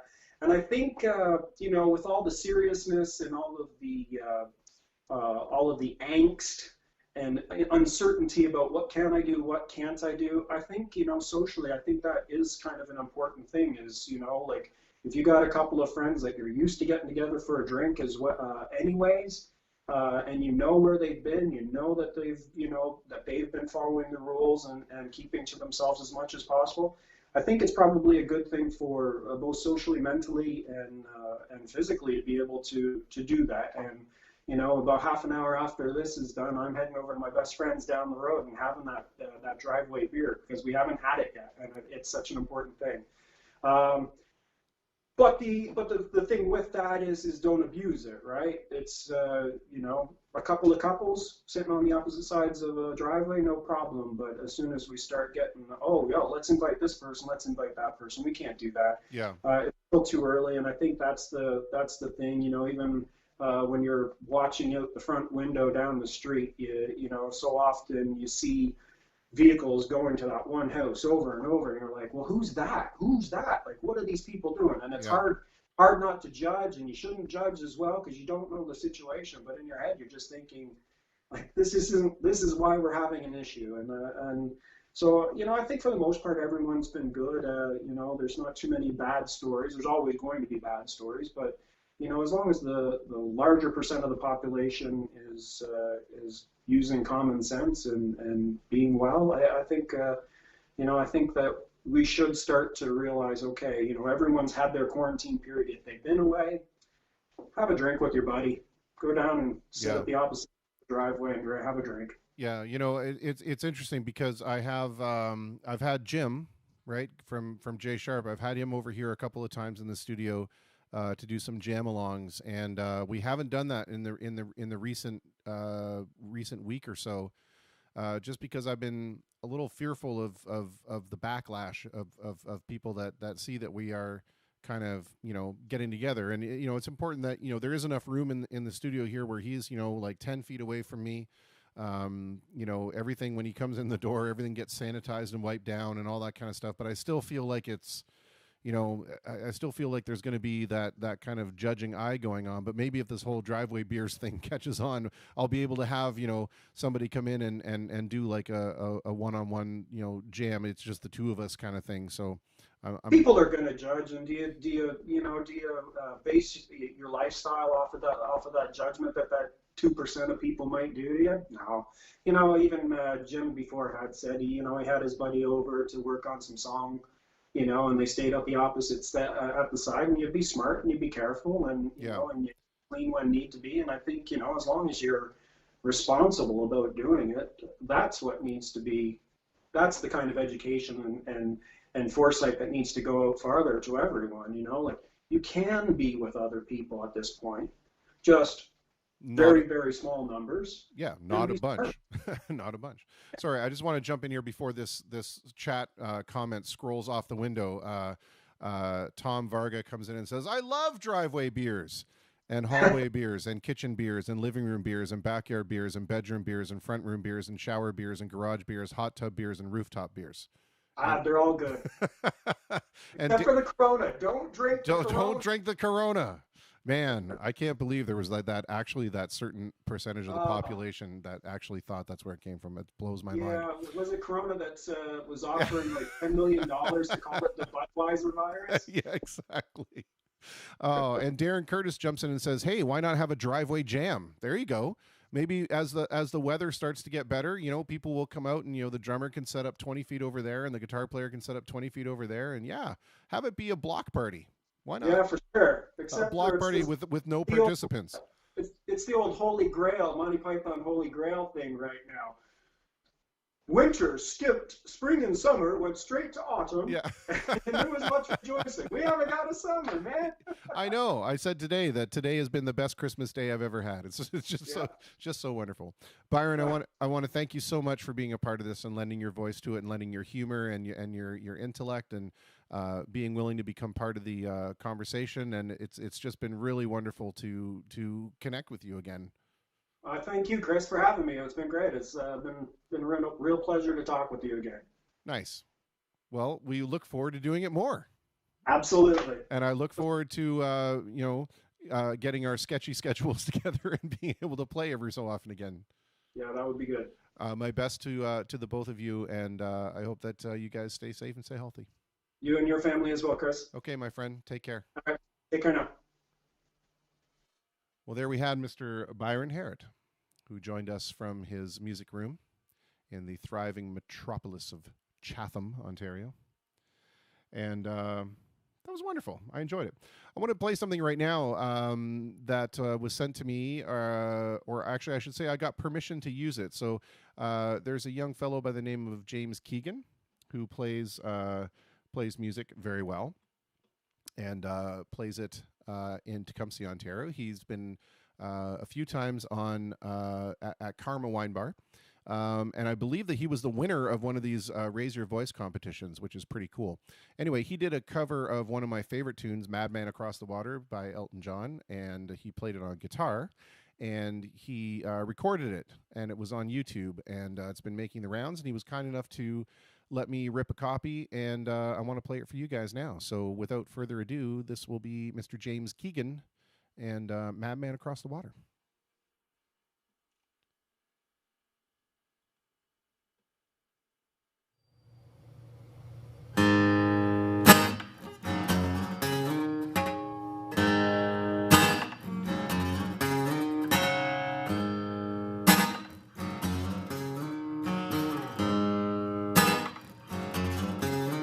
I can see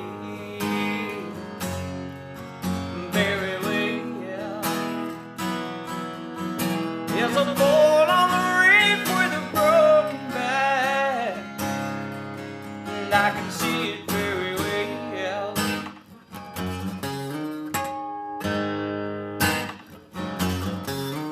There's a joke, and I know it very well. One of those that I told you long ago. Take my word, I'm a madman, don't you know?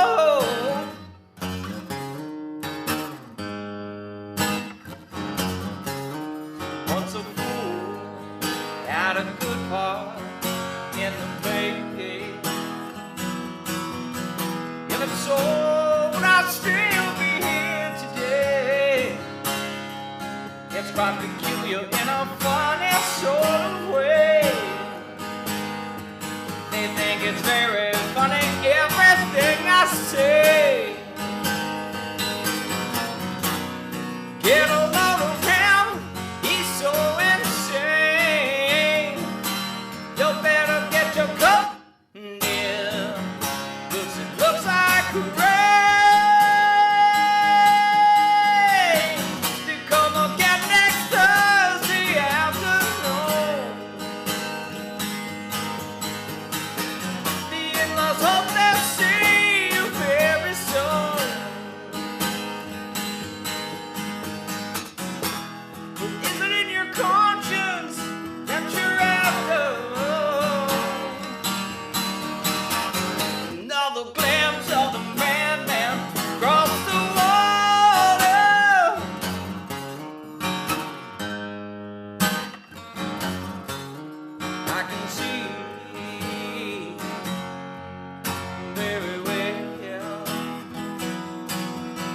There's a board on the reef with a broken back, and I can see it very well.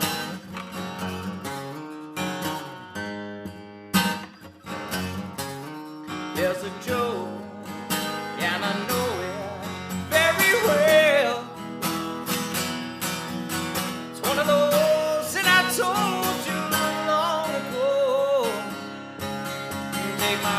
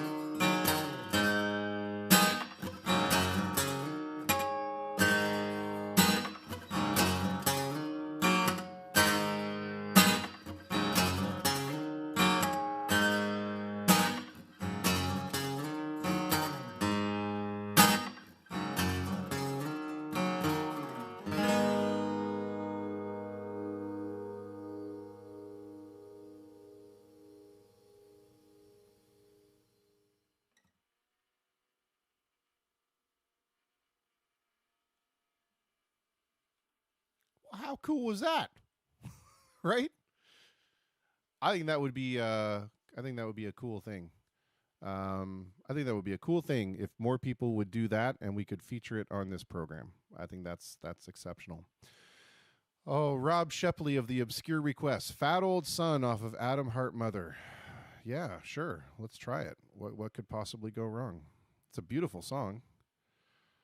And nothing like David Gilmour singing in mainly falsetto to really, challenge me vocally. Thank you. We might do our own version of it if that's okay with you, like we did our own version of the other stuff. Let's see here.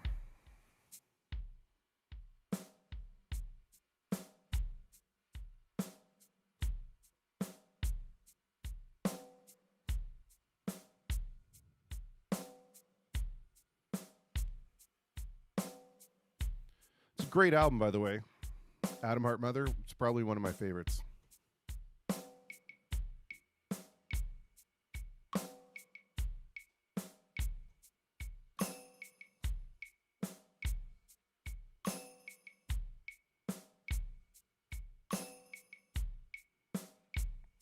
All right, this is going to be our own version of it for sure.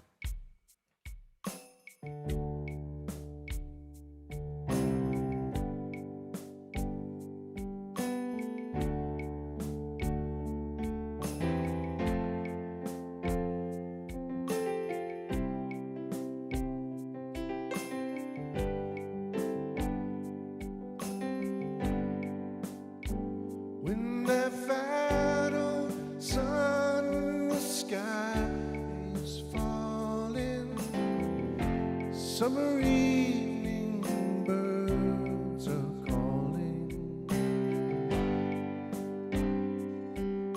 Summer's thunder time of year, the sound of music in my ear. Distant bells, new mown grass smells so sweet.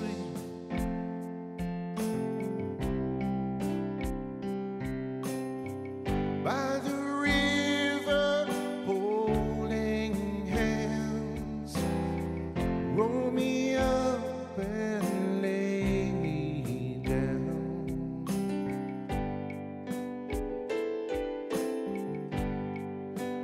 And if you sit, don't make a sound. Pick your feet up off the ground. And if you hear as one night falls, silver sound from a time so strange, sing to me, sing to me.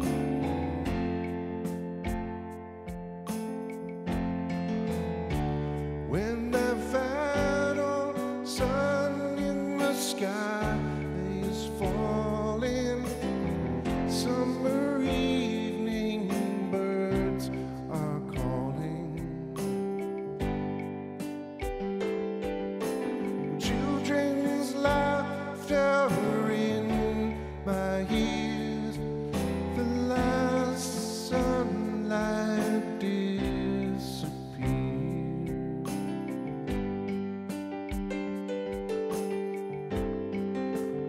And if you sit, don't make a sound. Pick your feet up off the ground. And if you hear as the warm night falls, silver sound from a time so strange, sing to me, sing to me.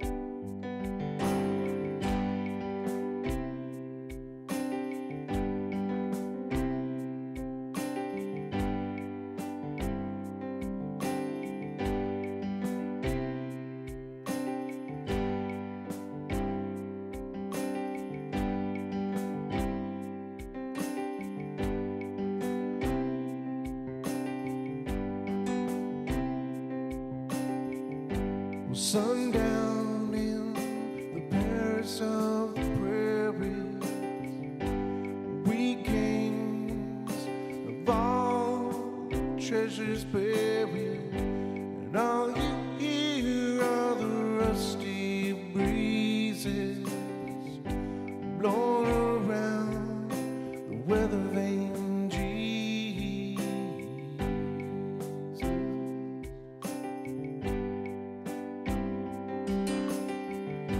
Zippo lighter sees a killer's face, or maybe it's someone standing in the killer's place.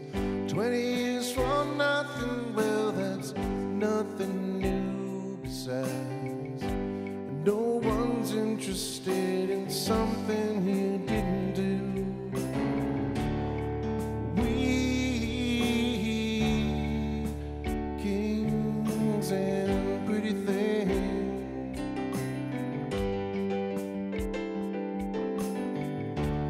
let's just see what the morning brings.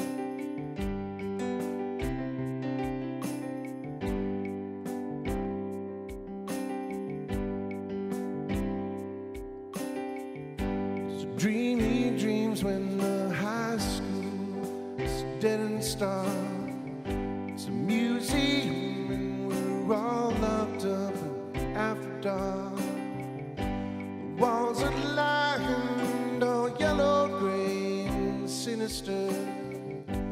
One with pictures of our parents' prime ministers. We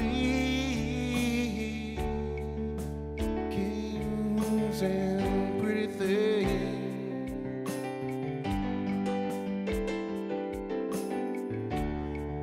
let's just see what tomorrow brings.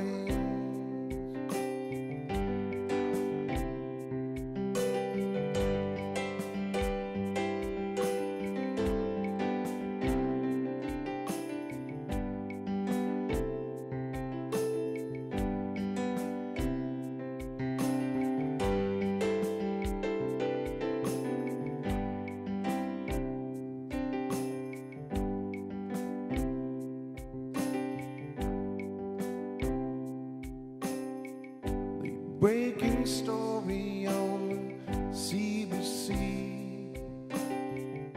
A nation whispers, we always knew that he'd go free. You can't be fond of living in the past,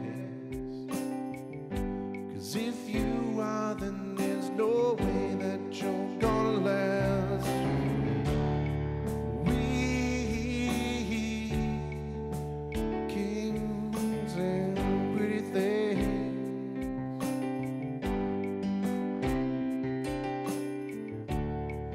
Let's just see what the morning brings.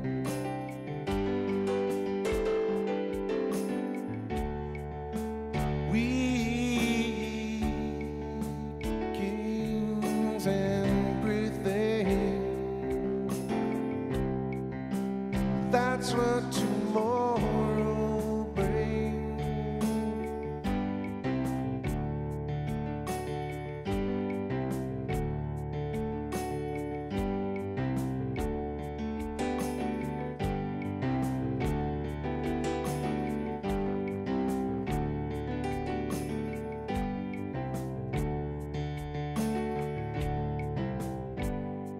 So let's leave it alone, 'cause we can't see eye to eye. There ain't no good guys, there ain't no bad guys. There's only you and me, and we just disagree. There ain't no good guys, there ain't no bad guys. There's only you and me, and we just disagree.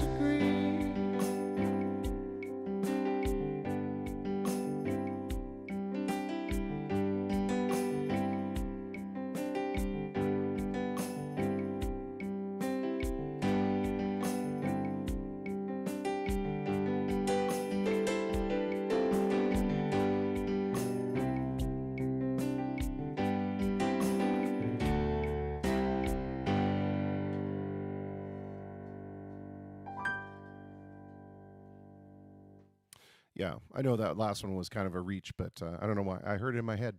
Couldn't get rid of it. Heard it in my head. Well, we have some more music sent to us from some fine folks. This is a band. I call myself Thick Thursdays yesterday because I hear that's a term that goes around now that which means sexy. And clearly, as you can see, right? The very definition of what is not thick. I am so thin, it's not even funny. I don't even know if that's a comparison. I don't know. That's how out of touch I am with that stuff. Anyway, there is a band in Windsor that used to be called the Wanderlust Club, and they have recently retitled themselves as Thick. And they sent me some stuff, so I want to play. I want to play at least one song from them, and yeah, and then we'll get on to our next guest. It's very exciting. So, without further ado, let me get what is the title of this song? Hang on a second. Let me look that up. That's probably important. You know, we probably want to know the name of the song that we're going to be playing. Let's see.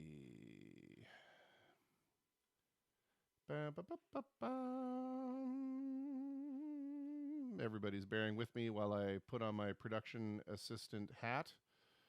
And yeah, let's see here. The name of the band is Thick, and the track is called, this is so Grateful Dead, I love it. The track is called Cocaine Boogie.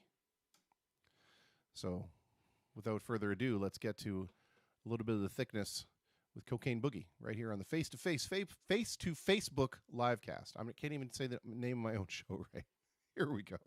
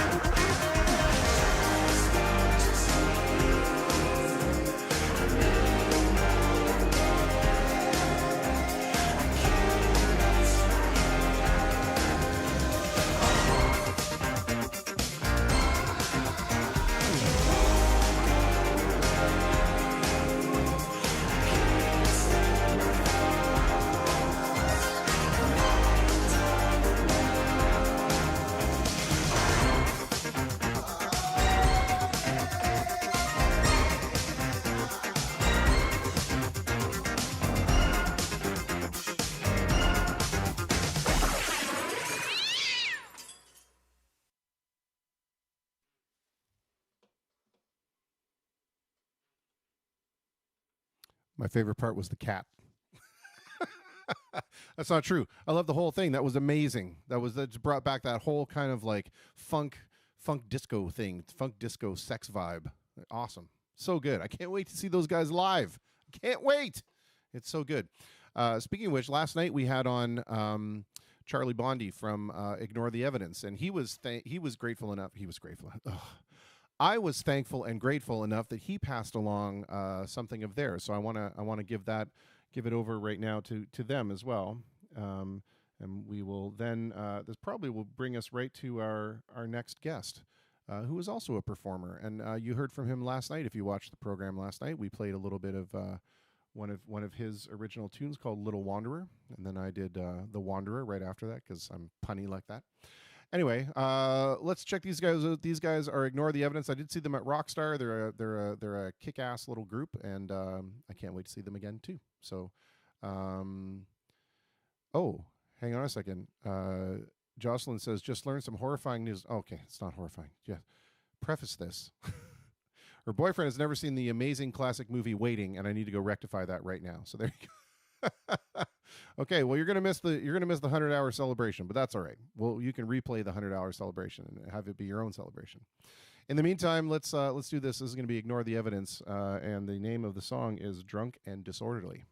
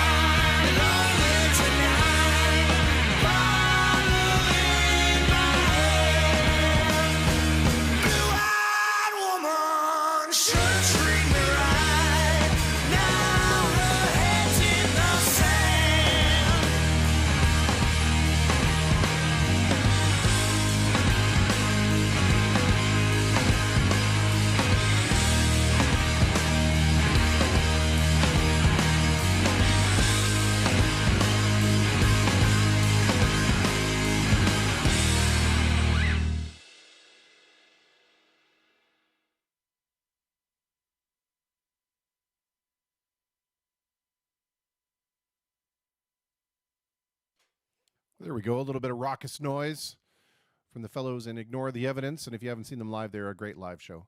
And I've got my next guest on online here. Let me just give him a call. Now we're trying to figure this out because he's a performer and he wants to do a performance. But the problem is, as we found out, every social media chat client that we've tried has been le poo, to use the technical term, apart from Skype. And so I don't know if he has Skype. So he's saying 1 second, and I don't know if he means 1 second because he's downloading and installing Skype, which we probably should have done before. But I'm not sure what that means. So I might just give him a call and see where we're at. And then maybe what we can do is we can have a chat with him. And then later in the program, if he gets Skype set up and working, and then we can have him come back real quick to do a performance. I think that would work. So let's see. I'm going to give him a shout right now.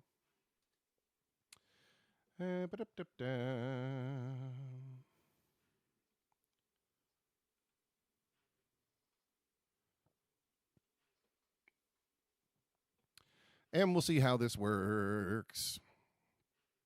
And we are like 25 minutes away from the 100th hour that we will have been doing this nonsense, which is pretty crazy. So that's pretty amazing. All right, I've got Mr. Justin James Jewell here. I don't have him quite out live yet, so just hang on 1 sec, Justin, and we will get you going. But yeah, so in about 25 minutes, we'll have been doing this for 100 hours. 100 hours. That's crazy. That's crazy. I don't know if you've heard this before, but that's crazy. All right, let's bring over my young friend, Mr. Justin Jewell. How are you, sir? I'm good, Chris. How are you doing? I'm doing just fine. Is there any way that you can tilt your camera up slightly? I'm getting a great shot of your nose. That's How's that? Oh, that's much better. That's much better. Just stick that out. Ah! And we've lost. Don't jump. Don't jump. I just dropped the phone on live internet. Yeah, that's okay. Don't worry. I've dropped the ball live on the internet, so don't worry about it. Actually, truth be told, if you want the real rotten story, back in the days when Radio Chaos was first getting started and we were in my basement studio and we had live cams for the first time, I actually dropped trow on the internet by accident. So don't feel bad. Dropping your phone is certainly nothing that you need to be worried about. So we're close. I got a really good shot of your guitar, but I can't see your lovely face at all. How's that for the show? Yeah, I can't see you at all. I can see you as your guitar. Oh, Tilt me up a bit. there we go. That's better. Okay, that's better. You are kind of breaking up a bit. So we'll try to go through with it. I understand you said that your internet reset out there, so you might be having some issues out there in the county. You're coming to us from Bell River, Ontario, all the way out there. Yeah, it looks like we may be having some connection issues. Small town. Are you on your phone? Is there any way that you can be on your data plan as opposed to the wireless in your house if you're having internet issues? That might work out better. I could do that. Yeah, possibly. Because right now it's super blocky and stroby and. All right, we're gonna cut away. I'm gonna mute it and cut back away for a second while we figure this out. All right, we're gonna make him quiet for a moment. Oh, the joys of technology, and this is, it's important to point out that when real professional people do this, they have teams of people that bring trucks of equipment. And they have satellite relay dedicated uplinks that shoot back to the main office at gigabits of connection and certainly hundreds of megabits of connection. And we're not reliant upon, everybody's individual internet streams, and certainly not one poor fellow trying to coordinate everything down here. So your patience is appreciated. So there you go. Oh, yes. Mr. Jean-Marc Hasselip says, hey, that's the 7th member of J Sharp Major. There we go. All right, so we're seeing if Justin is getting things set. What I'm going to do is I'm going to hang up, and we're going to call back and see if on data it gets any better. So let's see how this works here. Oh, I love technology when it works. When it doesn't, it makes me want to cry. That's my I hate technology song. Oh, you know what we should have? Hang on a second here. Hang on.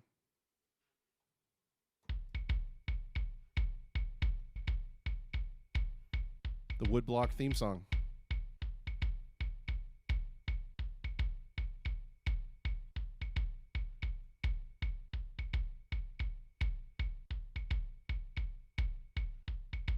It's exciting, isn't it? Oh, the call is failing.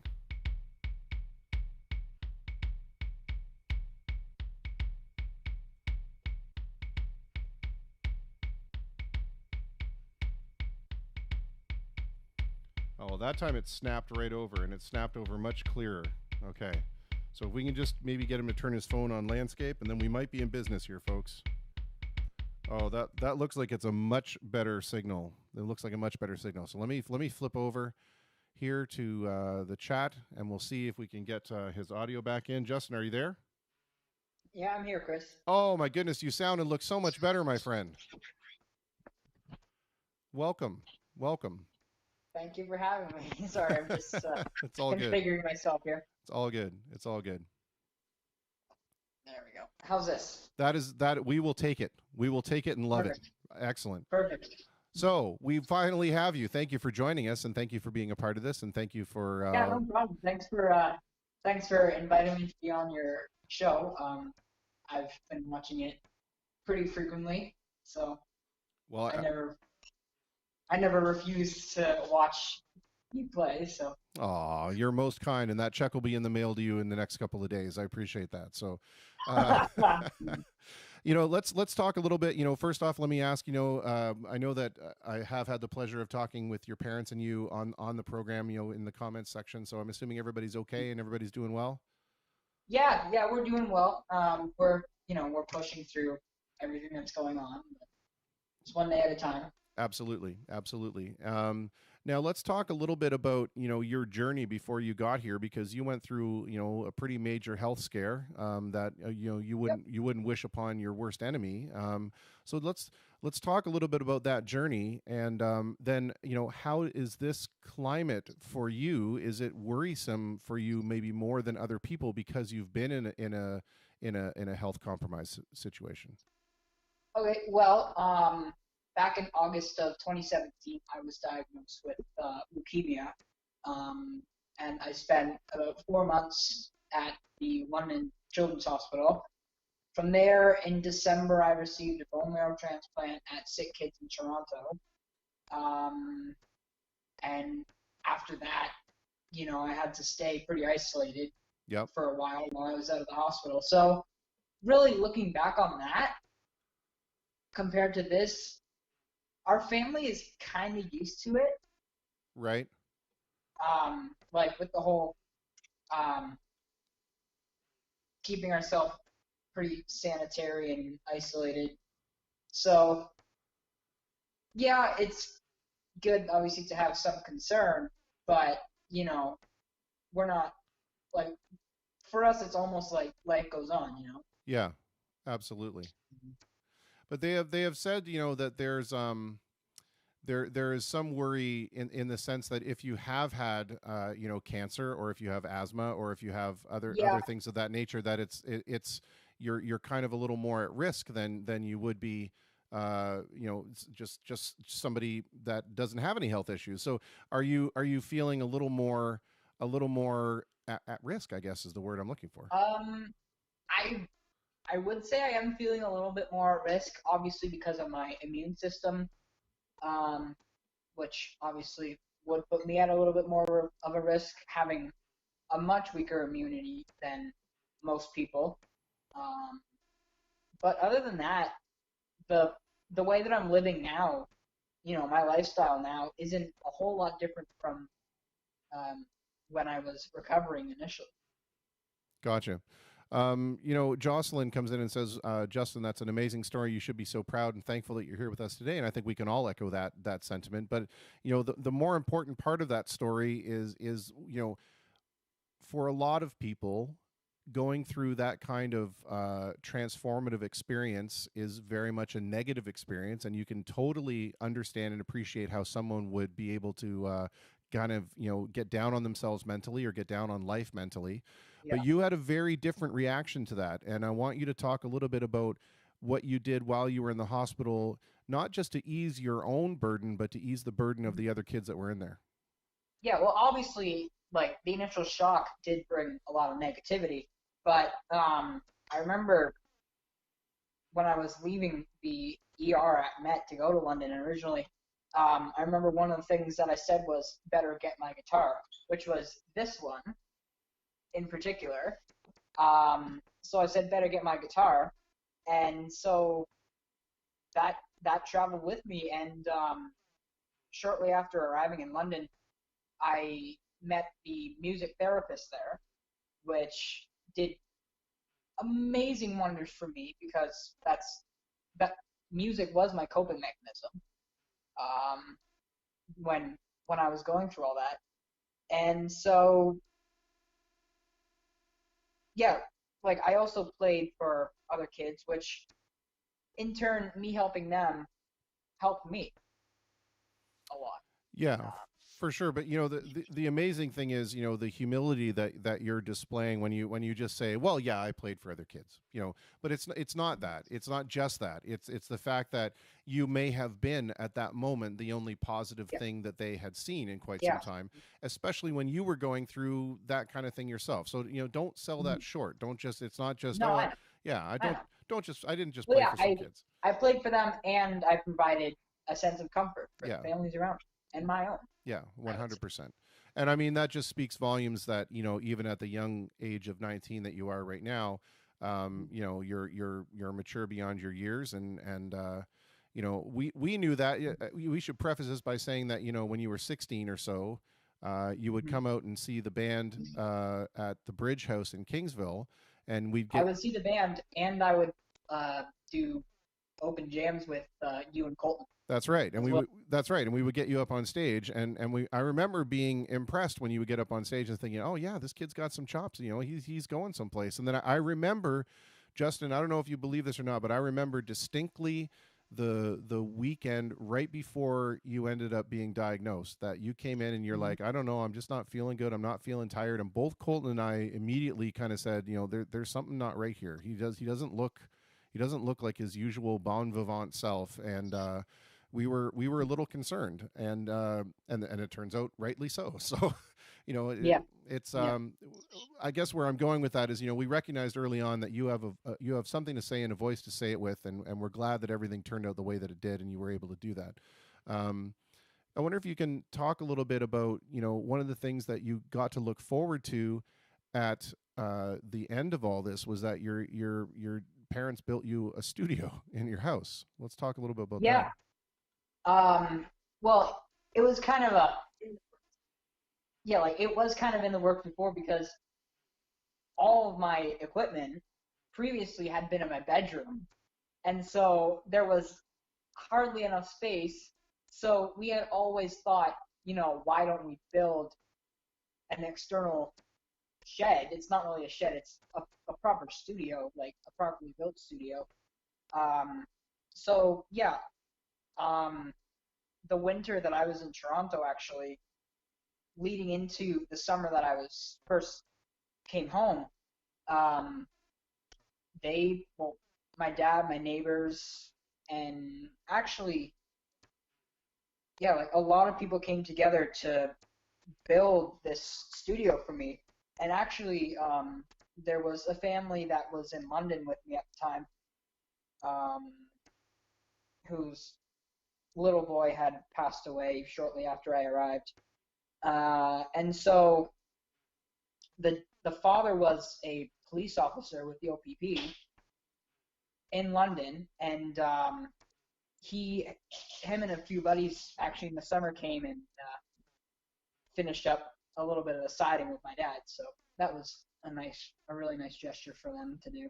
Yeah, that goes to the whole thing about, when you pay it forward, other people are paying it forward, and it's a reciprocal kind of thing, right? And that's For sure. I like to call it the circle of benevolence, right? It's everybody acting in the best interest of everybody else. Um, so now that I'm going to put this question to you, and then my two, I guess now infamous questions. But now that you've found all this time on your own, have you been doing a lot of writing in this time? I have been doing a fair bit of writing, recording, a little bit of everything. I've actually been a student at the Ontario Institute of Audio Recording Technology in London, um, from last September until hopefully this coming July. So it's an 11-month program. But being home has, given me more time to perfect those chops as well, For sure. with my own personal recording um, experiments.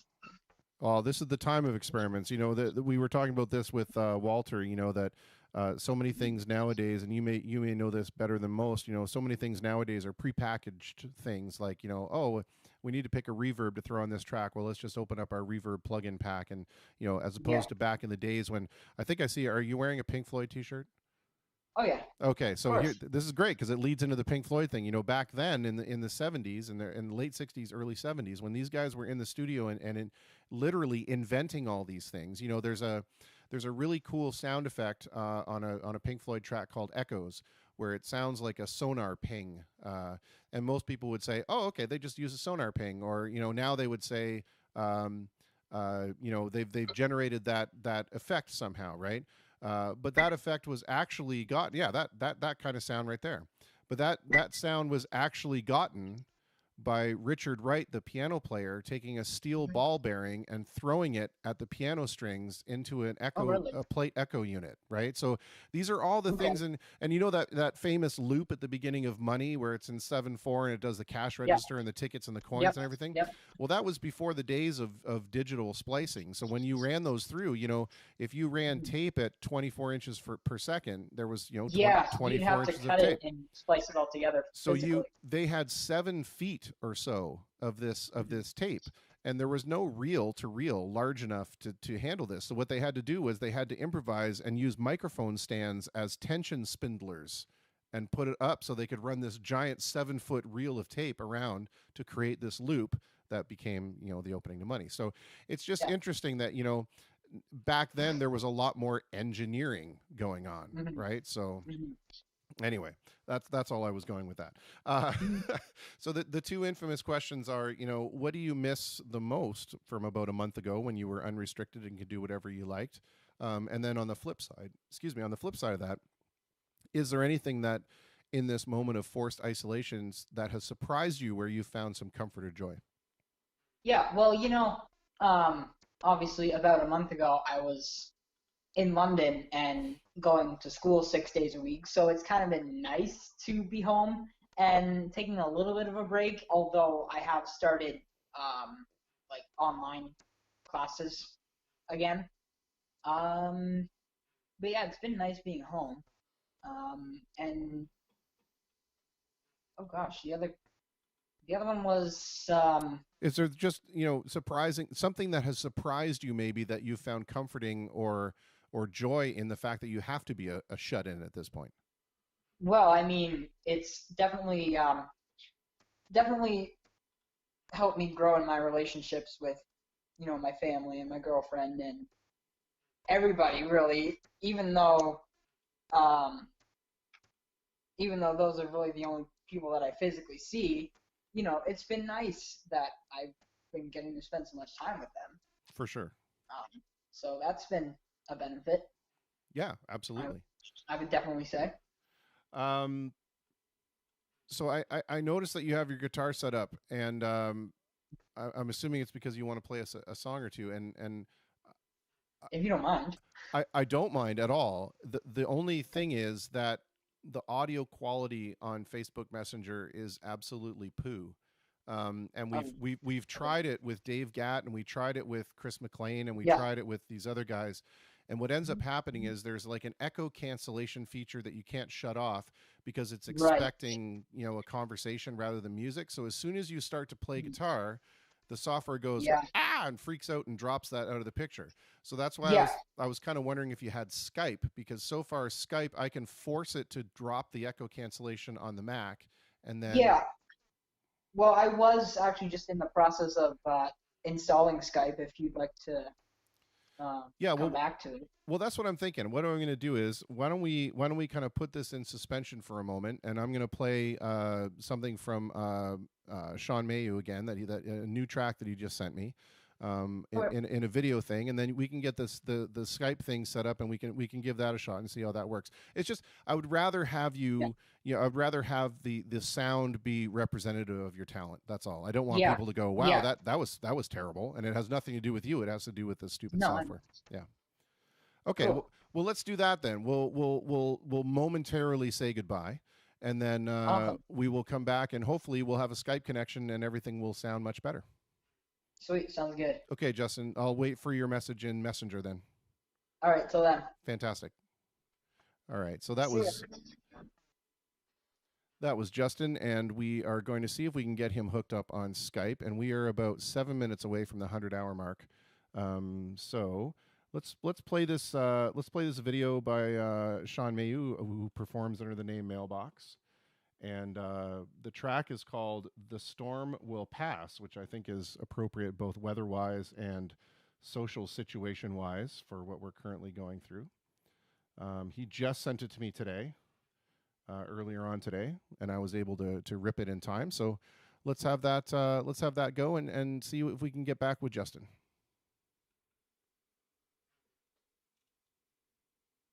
The storm will pass.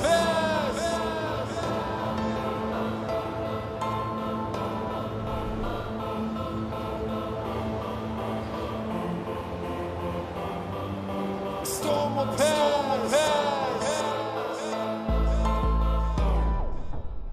I'm not cocky, but I have a bit of confidence. I put 100 pennies in a jar, I call that common sense.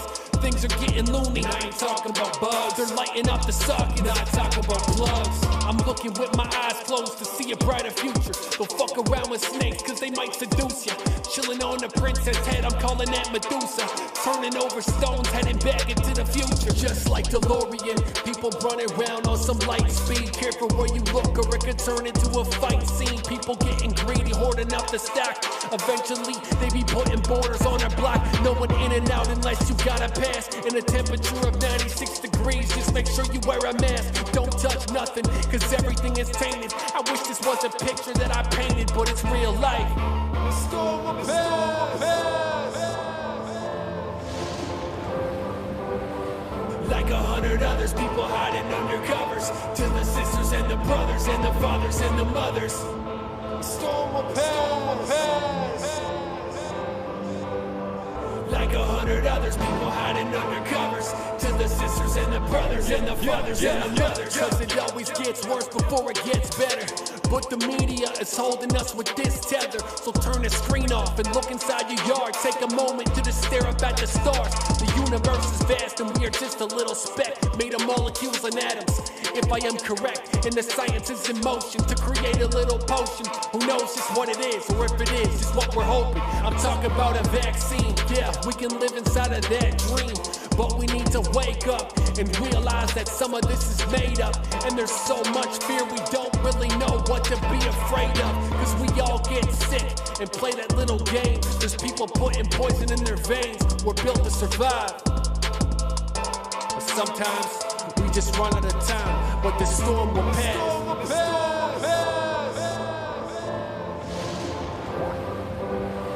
Like 100 others, people hiding under covers. To the sisters and the brothers and the fathers and the mothers. The storm will pass. Like 100 others, people hiding under covers. To the sisters and the brothers and the fathers and the mothers.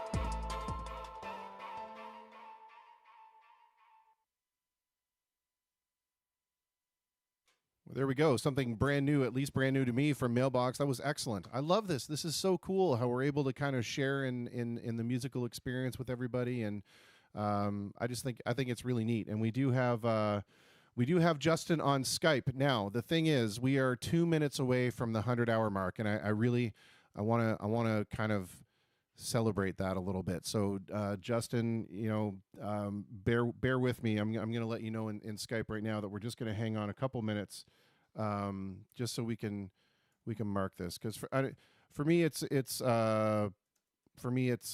pretty important. I can't believe that this project that we started out with, as a way for me to just kind of keep practicing and keep performing for people,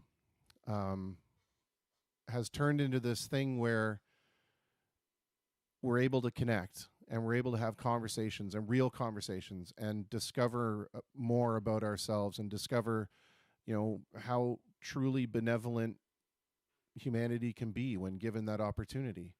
And I just think it's amazing. And I've made so many new friends in the short little while that I've been doing this. And I've had so many people reach out and say that this has been a momentary respite in the madness, and that it's entertaining for people to watch this while they're stuck at home and maybe don't want to watch TV all the time. And I think that's cool. And even if you're watching it from a place where, the things that I'm doing with the looping and all that kind of stuff is ridiculous and it gives you a chuckle, that's fantastic. All I care is that we're finding something, a common place that we can all come to.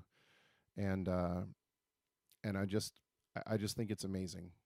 So we're about 20 seconds away, and I'm just really excited. I'm really excited to have been a part of this as long as we have, and excited that everybody has been on board, excited at the number of people that have wanted to come on and share their stories and do all this kind of thing. And I don't know, I just feel really weird by it. But here we go. And we have just right now, as of that second, we have hit the 100th hour that we've been doing this. So I just, I don't know what else to say while I was waiting for the filler of that, but that's it. I'm so incredibly grateful and humbled to be able to talk to so many of you, and that's it. I'm going to get a little emotional now, and that's it. Jocelyn sums it up, that thank you for everyone who tunes in, because that's the only reason that we keep doing this. All right. Now, let's see now if we can actually get Justin Jewell on Skype here. So I'm going to try to do a video call with him. Let's ignore the Skype sounds for a second. That's a little annoying. Okay. So, Justin, are you there? I'm here. Okay, now, so here's the big question.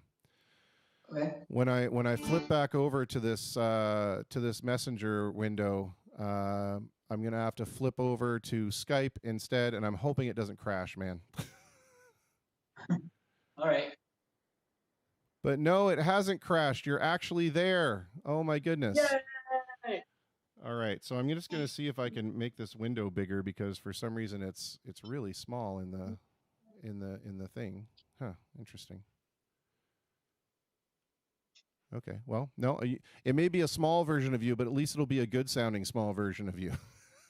There you go. All right, well, I think it's because it's small on my end. What's that? Sorry? I said it's because it's small on my end too. Oh, is it really? I don't know. I'm not sure. I'm not sure. This is like literally the first Skype call that we've actually done on a live situation. So, well, as long as it sounds good. Yeah, well, we'll find out. I mean, it's going to be. We'll see. You're the guinea pig. So, do you want to set this up at all before you start? No, I'm pretty much set to go. Okay. Well, without further ado, ladies and gentlemen, once I get this window up, there you are, and you're kind of hidden in the background there. I don't know why. There we go. Let's move you in, and we'll make you bigger in here. Oh, that looks so much better. Yay. You're growing. Or they grow up so fast. Whoa! All right. Justin James Jewell, here we go. All right. All right. So what do you want to do, Chris? Oh no, I want you to play something. It's all about you, man. It's not about me anymore. I quit. Okay. All right. All right. Well, I guess I could do one of my originals. This one was featured on your show the other night. It's called Little Wonder.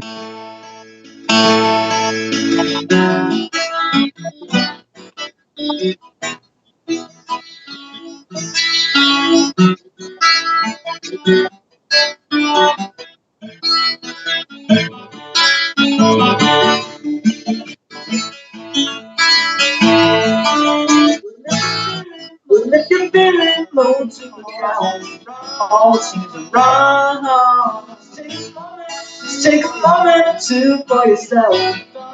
Sing a song, any simple melody, any tune you know. Little things in life are free, you know where to go. Do what makes you happy. Yes, you see, little things in life, baby. All you need, go ahead, little wanderer. Needs your own path. You take to your way. Ain't no looking back from here.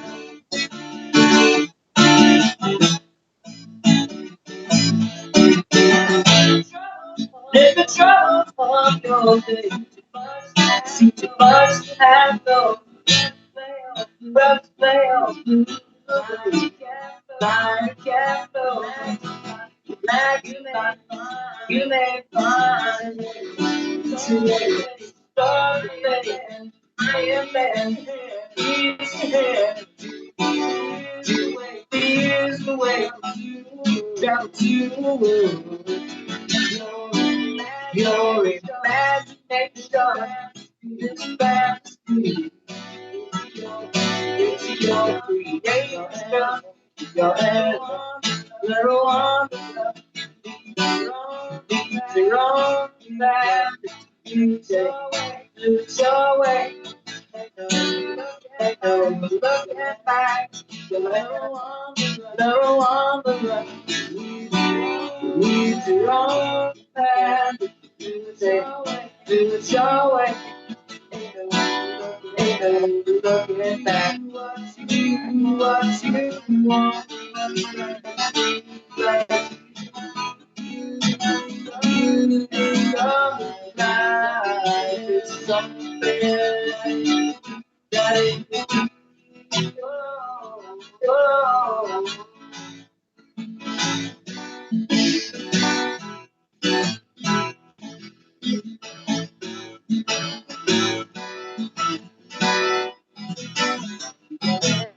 Keep your head up, little on the ground. Lead your own life. Do it your way. Do it your way. Looking back. Keep your head up, little on the ground. Lead your own life. Do it your way. Do it your way. Ain't no looking back. Keep your head up, little on the ground. It's a long path. It's your way. It's your way. Ain't no looking back from me.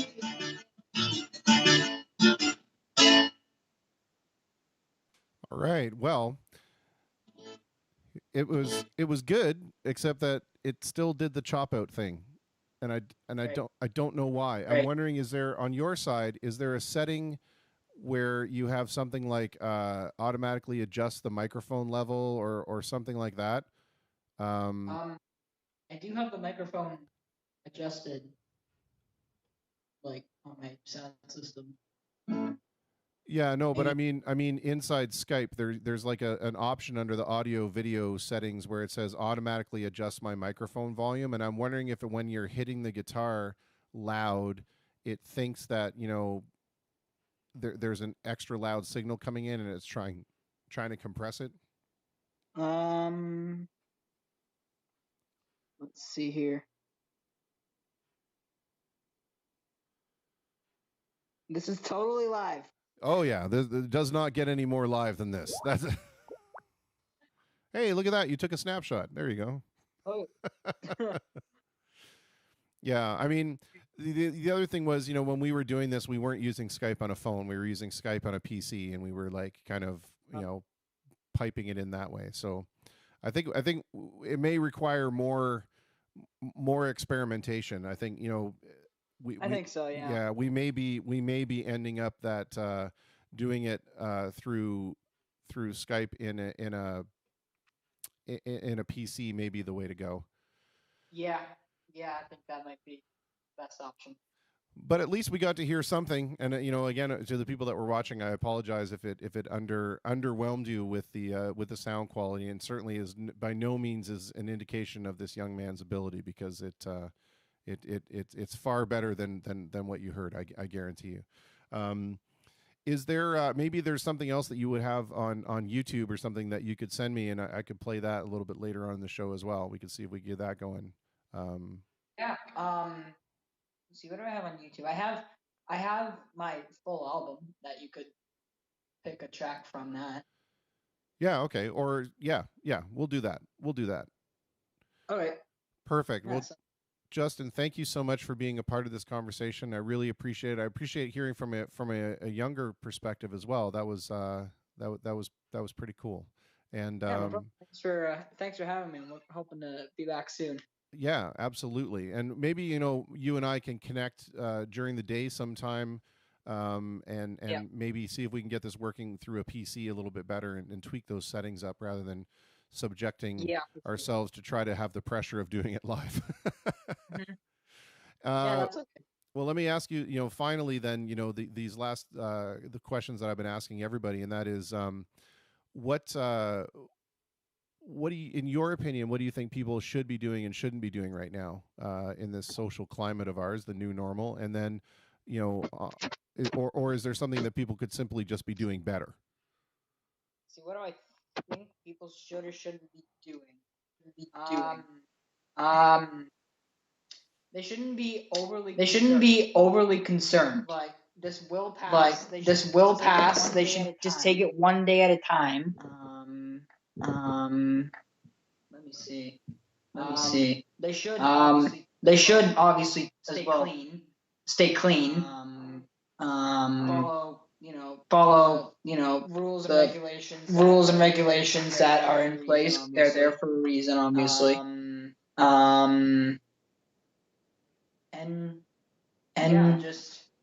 Just have common sense, have some caution, but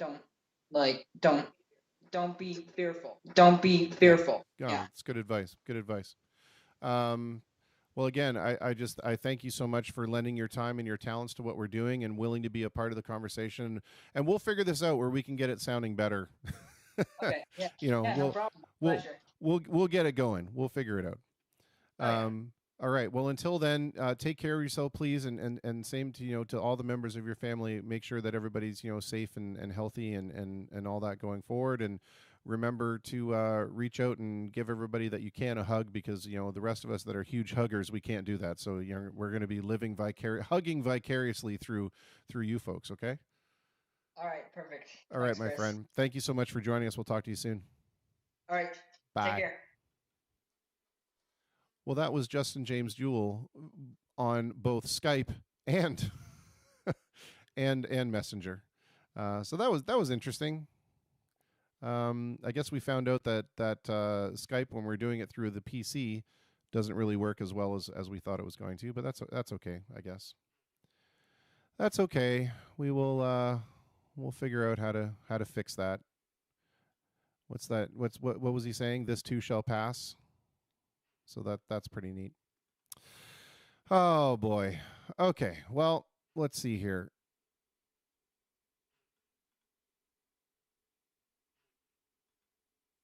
Look at that. We managed to put up our little 100 graphic right there. Sorry, that was that momentary pause. I was figuring out how to do that. Thank you, Jocelyn. Enjoy the movie. Thanks for sticking around with us for the 100th hour. I mean, if there was going to be anybody that I would have wanted to have been a part of that, it would have been you. Thank you so much.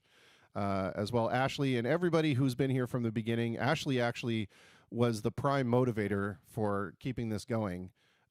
She was the one that was prodding me back in the Street Jelly days to get to get my act together and beat records. So, if there's anybody really responsible, for lighting the fire, it was definitely her. So thank you guys for being here from the beginning and to continue to have support for what we're doing. It's just amazing. And I noticed that during this, I've been getting notifications that people are subscribing to the YouTube channel. That's awesome. That's fantastic. Thank you so much. That's the very best way to kind of keep on track of what we're doing, is that if you are listening and you are enjoying it, head on over to youtube.com/Tofacles. You'll see it appear up there. The camera's backwards. You'll see it appear up there. Just go there and hit the subscribe button, and then you'll get notifications every time we go live, and you'll have access to the backlog of shows that we have done if you have nothing better to do and want to watch me be silly for 100 hours. There you go. All right. Rob Shepley says, any Hendrix that can be done solo, Hey Joe or the Wind Cry Mare? Yeah, well, we can do Hey Joe. That's the one that I would feel most confident about anyway.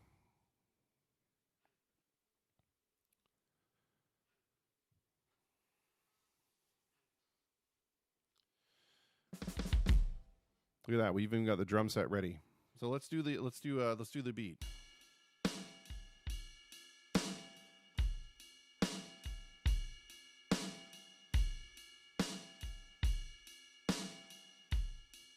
And of course, the wood block.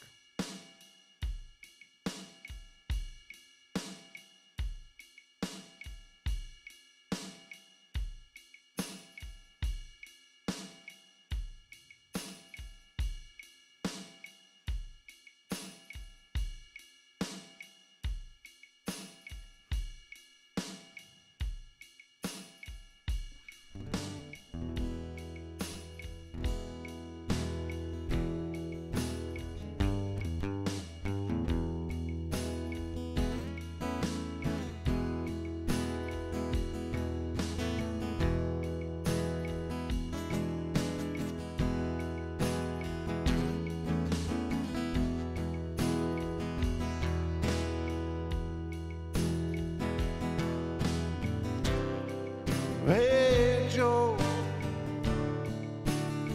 we going down, gun in your hand.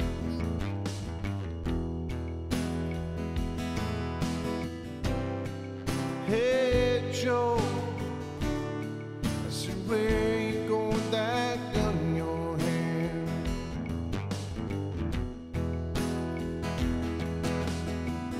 Going down to shoot my old lady.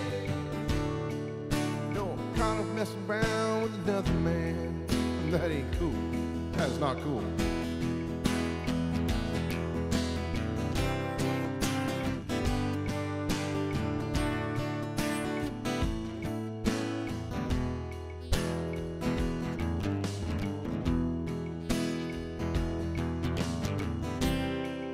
Hey Joe,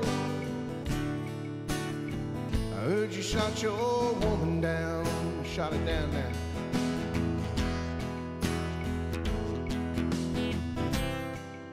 Hey Joe,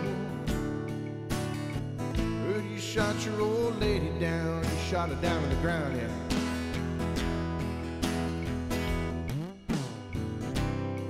Yes, I did. I shot her. You know, I caught her messing around town.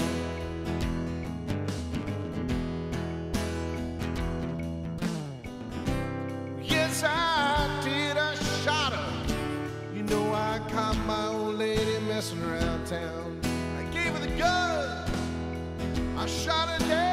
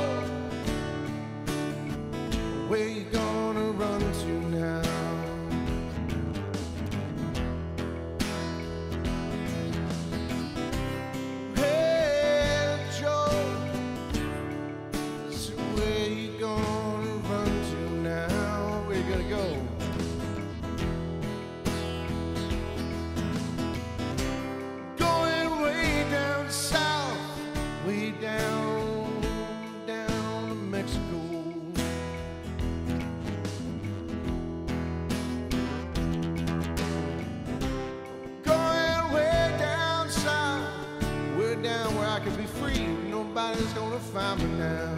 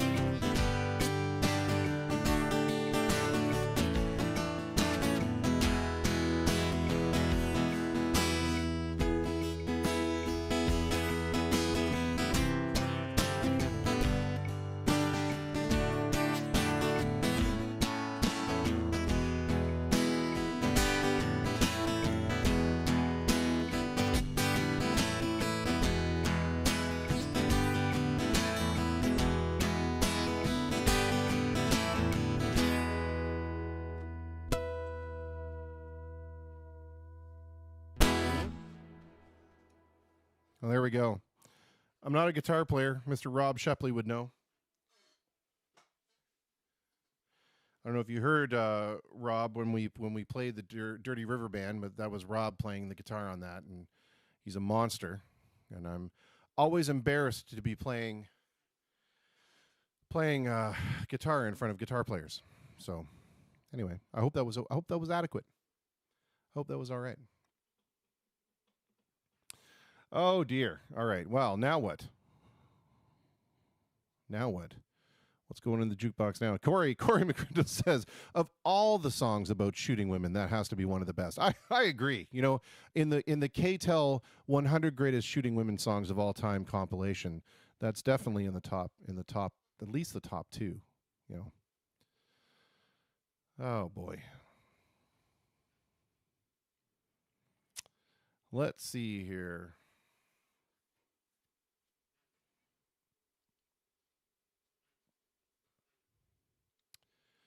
We got about 9 minutes before we come up on our last guest of the evening, and that's exciting. Let's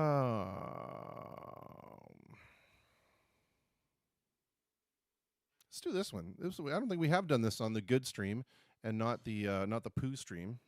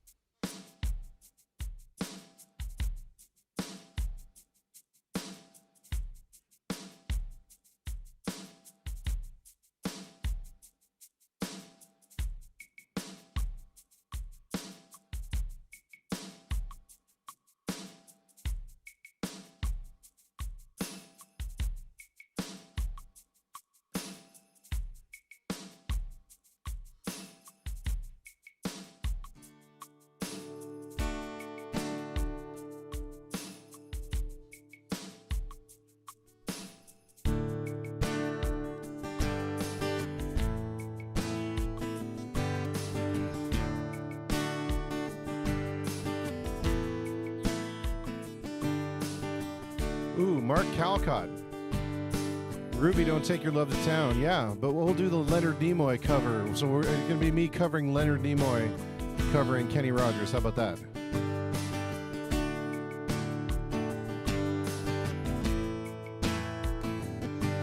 And Corey, yeah, set the controls. We can try that too. I've been around for you, I've been up and down for you, but I just can't get any relief. Swallow my pride for you, I've lived in life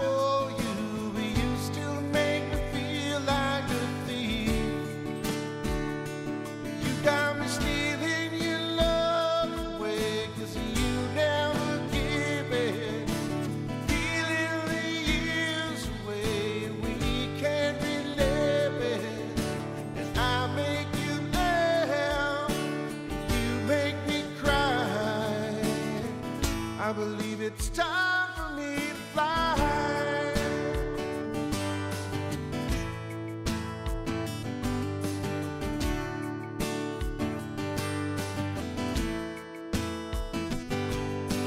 You said we'd work it out. You said that we had no doubt. Deep down we were really in love. But I'm tired of holding on to a feeling I know is gone. I do believe that I've had enough. We've had enough of the falseness of a worn-out relation. Enough of the jealousy, the intoleration. 'Cause I make you laugh, and you make me cry. I believe it's time for me to fly.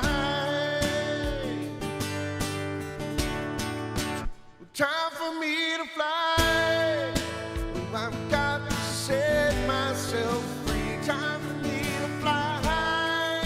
'Cause that's just how it's got to be. I know it hurts to say goodbye, but it's time for me to fly. Oh.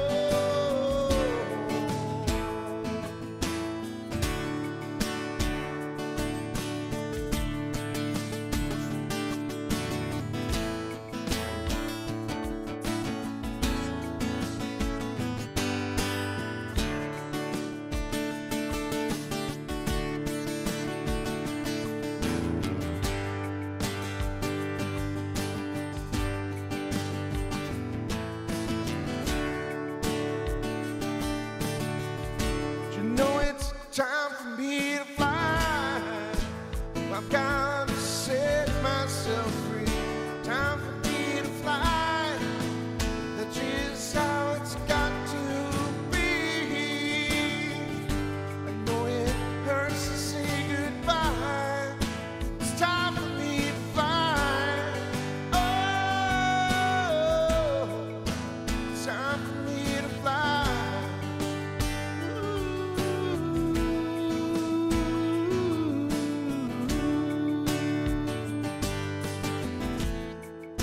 It's time for me to fly.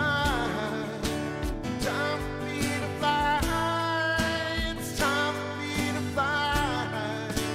Time for me to fly. Time for me to fly.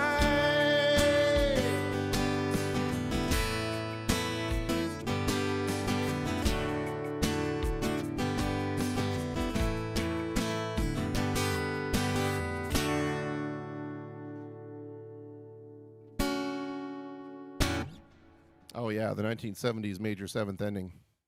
Gotta love it. All right. Well, I wonder if we have enough time to figure out this Ruby song before our last guest for Mark. I just have to look up the words because it's not one of those tunes that I would know off the top of my head, unfortunately. And I hope I remember. I hope I remember how the verses go.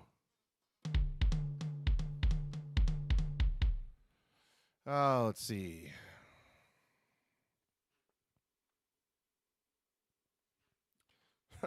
It's like vaguely in my memory. You painted up your lips, rolled and curled your tinted hair.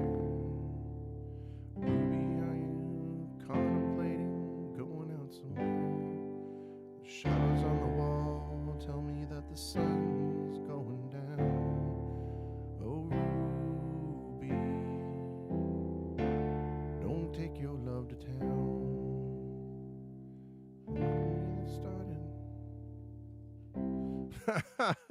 It's been so long since I've heard this. I just don't know that I know the melody enough. Oh. Okay, you know what we're gonna do? You know what we're gonna do? We're gonna do this. We're gonna after we've had the guest on, we're gonna put on a song, and while that song is on, I'm gonna quickly listen to this and just get a refresh of how that melody goes. It's like it's right there. It's right there. But you know what I'm getting confused with? I'm getting it confused with Gentle on My Mind, and I don't know why I can't get those two separated in my head. So anyway, that's what we're gonna do, if that's okay with you. And then Corey, we will do Set the Controls for the Heart of the Sun, but we are gonna have to have that one wait until the guest has been on because it is pretty darn close. I think we're about 30 seconds away, so I think it's time that we can actually just switch over to that. And we'll see if she is online and ready to talk to us.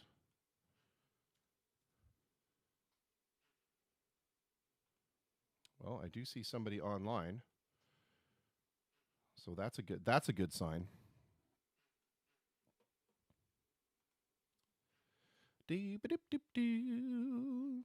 I know, Mark. The problem is that you'd be able to do it in your sleep. That's what I know. Mark would be able to do it in his sleep. All right. Well, we have connected to our next guest. And we're just going to flip the camera over so that she's not staring at the keyboard and she can actually see me. And then we will go over here and we will flip back over to our messenger window as opposed to Skype. Oh, so many things that having a production assistant would make things so much easier. Nudge, nudge, wink, wink, everybody out there in who's looking for volunteering. Here we go. Allison, are you there? I am here. Hello. So nice to see. So nice to see and hear from you. How are things in How are things in Oshawa? Things in Oshawa are very interesting, very quiet. The 401 has never been so quiet. Somebody sent a shot of the 401 during what would have been normal rush hour, and it's absolutely deserted. Yeah. Well, my husband was still working at Pearson when everything happened, and he left my car there, and he had to drive back there and then drive back to Oshawa, and he managed to do it in record time. So amazing. Well, first, the only time you can actually drive in Toronto. That's right. Yeah, that's right. The parking lot is no longer the parking lot; it's the freeway again. So let me ask the obvious question. Everybody there is doing okay. Everybody's healthy and happy. Everybody is healthy and happy. My children are enjoying learning online and getting to sleep in. Okay, well, let's talk a little bit about that because you do work in education, and you're probably seeing from both sides of this, from the educator's point of view and from the parental point of view, this kind of new change in the way that we're asking our kids to absorb information. So, how can you tell us how's the transition been for you from the traditional school over to the homeschool? I mean, you're in a unique position because your teacher role works for you, but it doesn't work for a lot of parents. So how has that transition been? It's been very tricky, like from the parent side, actually having to make your kids do the work and get into that routine. They don't always want to do that when it's mom telling them what to do. And from the teacher side, we didn't have much direction as far as what platforms we were going to be using, how to set up the lessons, and everything has been sort of like, well, you can do something to create 5 to 10 hours of work, and people are sort of left trying to figure it out on their own. So there's a lot of people who are, working really hard to try to make it happen. Yeah, for sure. And we talked a little bit with some of our other guests about the fact that their kids at this point, they're thinking, oh my goodness, March break is lasting 4 months. This is fantastic. I get to goof off for the next 4 months. And so how hard is it, especially at home? Because at least when you're bringing them to school, there's the idea that it's in a different, not just a different person, but a different location, and it's easier to kind of lock them into that regimen. So do you have any tips for us mere mortals out here who are trying to corral our children into a learning experience when they, it's so easy for them to flip on the TV or flip on their tablets?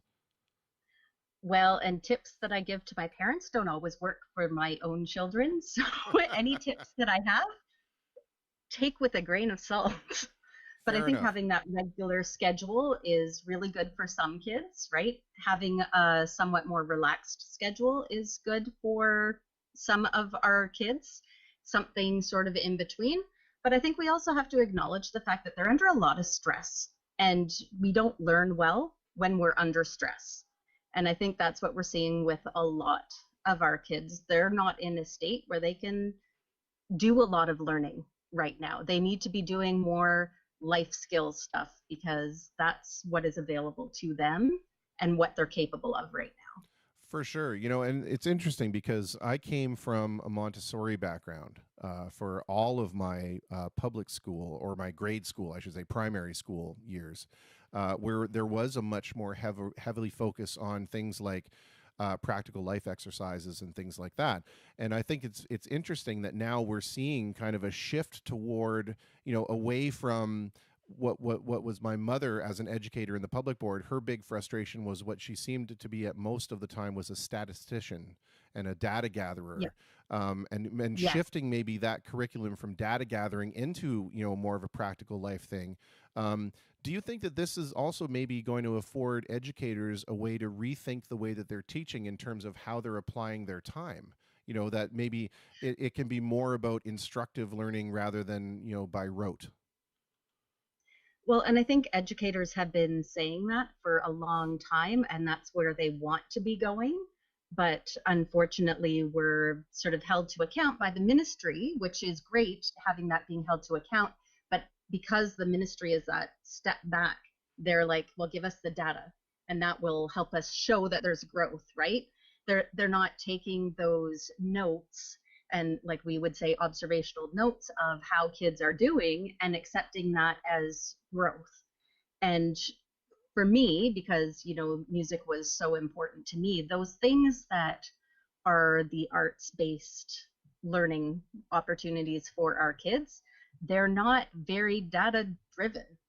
They're much more beyond that and a higher level of learning, and that it just doesn't function in the way education is set up right now. Yeah, you know, and I think it's interesting to note that in the primary grades and the younger grades, we do things like we have number songs and word rhyming songs and country songs, and like not country as in country and western, but like let's learn the countries of the world songs. And it's Yep. interesting because, you know, I think that, you know, there's correlating data there to show that by making it something that engages more areas of the brain, because music, we've come to find out, actually engages the most areas of the brain as opposed to any other exercise, that maybe things Yep. like that is something that we should continue, you know, into further education. That's just a personal observation of mine, and I'm not an educator, so what the hell. That's like my number one observation of school. So absolutely. But I sing songs about everything. So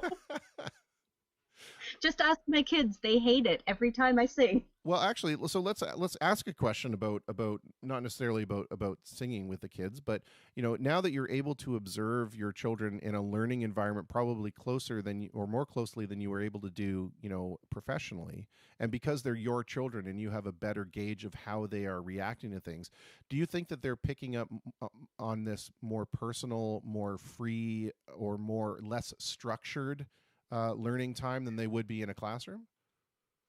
Um, for my two, no, because I think they're just kind of they're worried about everything that's going on, right? So they're going up to their rooms, the doors are closed. We're not seeing much of their learning happening, and I don't think there is as much because they need that structure of somebody pushing them through that. And unfortunately, for how our schedule works, is I'm online most of the day as well, just responding to questions from the students at my own school. Yeah, for sure. Okay, fair enough. It also raises that though raised another question for me, that what happens to the parents of children with special needs at this point, because you're so used to having that support mechanism of the educators behind you, and you know, technically sometimes you have a teacher and a support worker and an educational assistant in the room to handle this, and parents who may be now in a situation where not only do they have to work from home, but they have to be the parent at home. Now they have to be and you know, they're the support worker as well. You know, how have we heard any kind of reflection from that in terms of, you know, the overload it may be having on those parents, or what's your guesstimation on that? So both my kids have special needs. They both have anxiety disorders and autism diagnoses, and it's having my job is as the special education resource teacher. So I've been reaching out to a lot of our families, and it really is hard.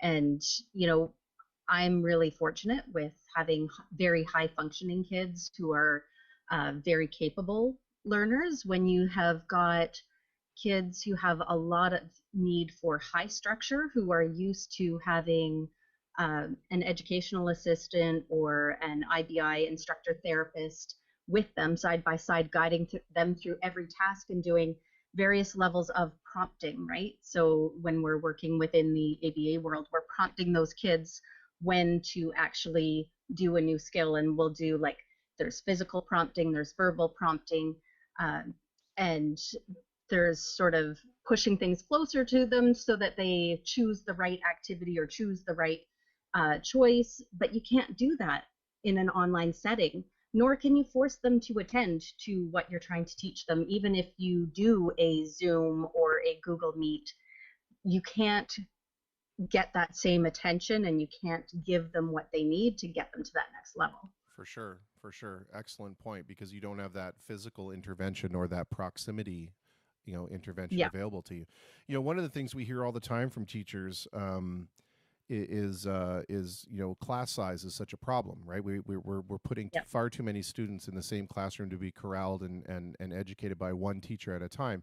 Now that we have parents that are suddenly thrust in the role of being an educator with maybe only 2, 3, or 4 children that they have to contain, and they're going to start to see what a headache it is. Do you think you're going to find more support from the parents about maybe, finding a reduction in class size to make the quality of education better?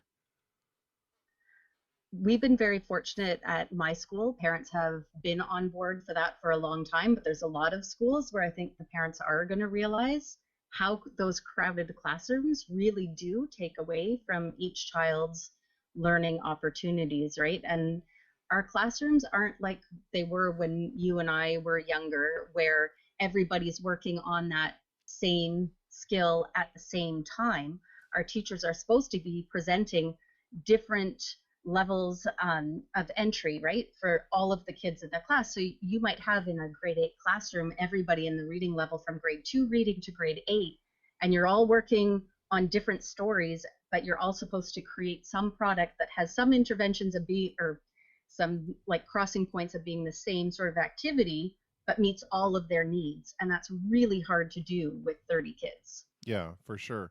What do you think, if anything, education, in terms of the Ministry of Education, could learn from how education may change now that, or the way that we are asking them to do it now, either remotely or virtually? What do you think is a takeaway that they should take away from a takeaway they should take away? That's a ridiculous sentence, but what do you think their takeaway should be after this great experiment is over, from an educator's point of view, and maybe from a parent's point of view as well?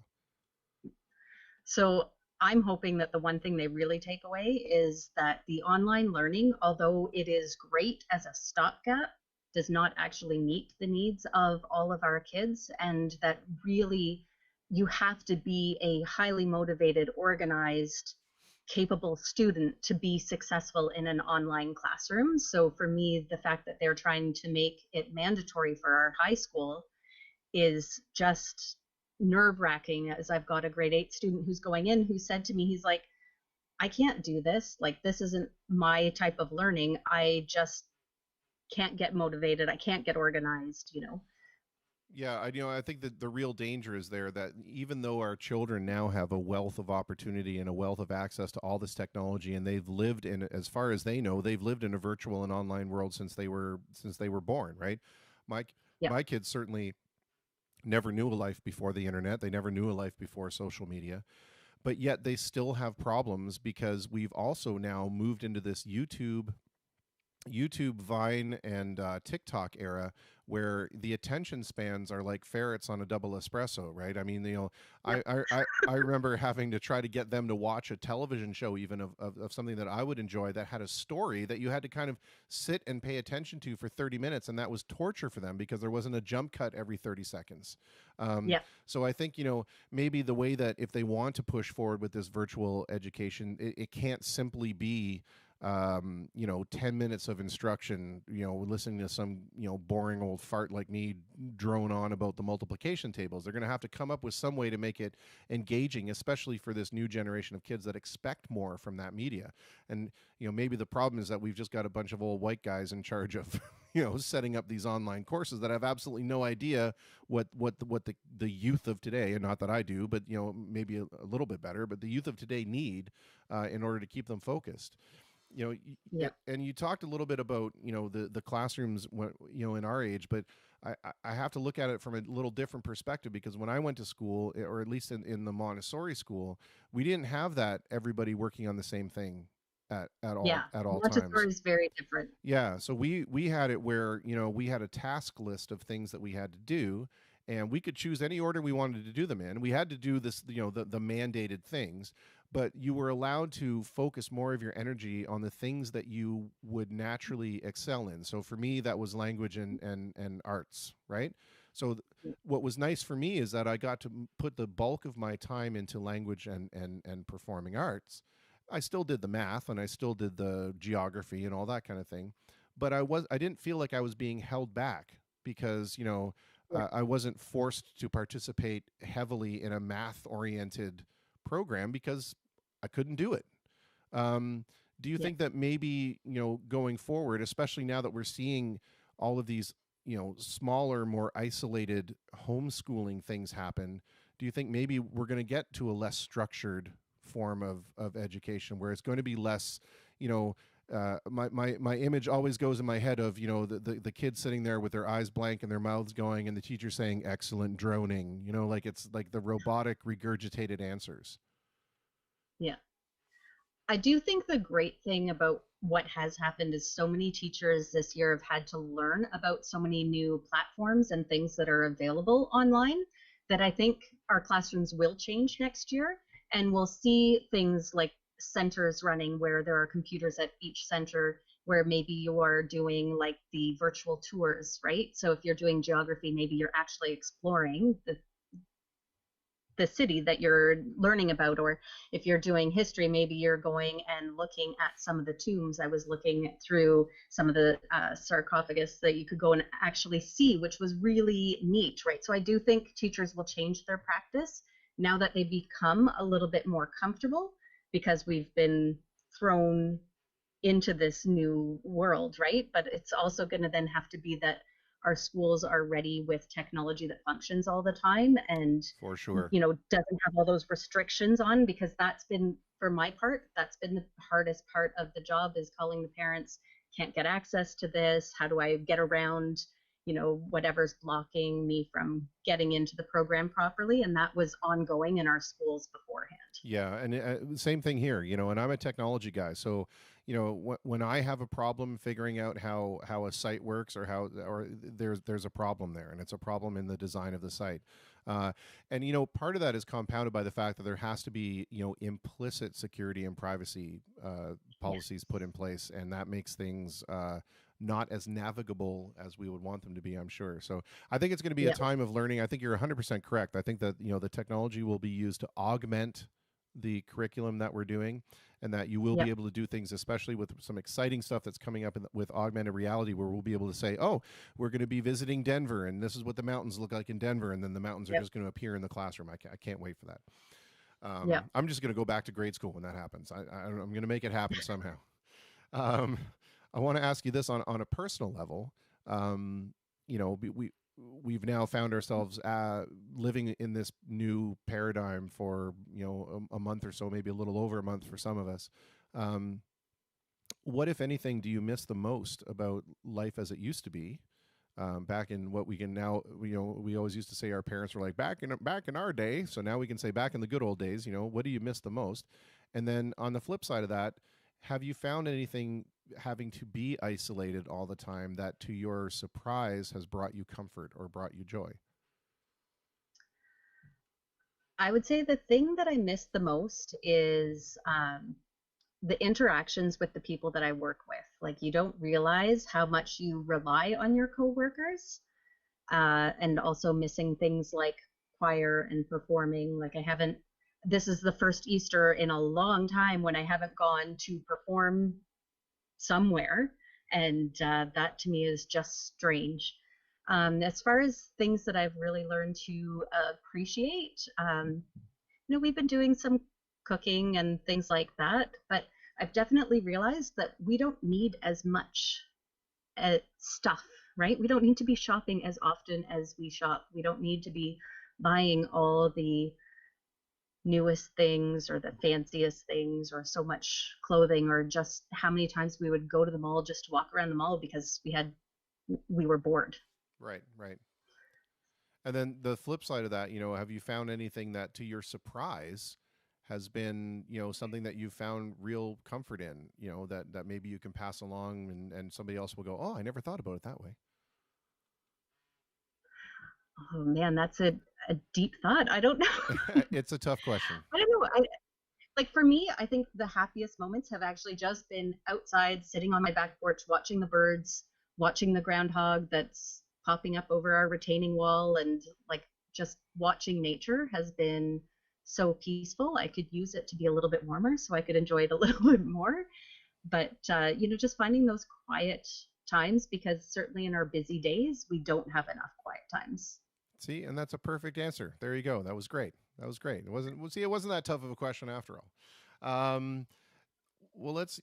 First of all, let me say that I really appreciate you lending your voice to this conversation, and being a part of that, a part of this whole experiment that I've been doing. And part of the reason for doing this, as I keep reiterating, is that it's maintaining that human connection, right, where we can look at each other, and we can see each other smile, and we can share a joke and share a laugh. And there have been a few times where people have shared tears, and I think that that's important. It's important to remember that humans are social creatures, and that even though we're isolated, we can still reach out and reach out and touch someone, as the case may be. So I really want to thank you for volunteering your time to be a part of this, and having this conversation. Well, thanks for having me. Yeah, of course. I mean, well, we're old chums too. I mean, that should be said as well, right? So we're old high school chums. So it's always great to reconnect with old high school friends. That was just 5 years ago. Right. Sorry, I shouldn't say old. I shouldn't say old. We were high school chums. We'll leave old out of it. For all, it could have been yesterday that we were in high school together.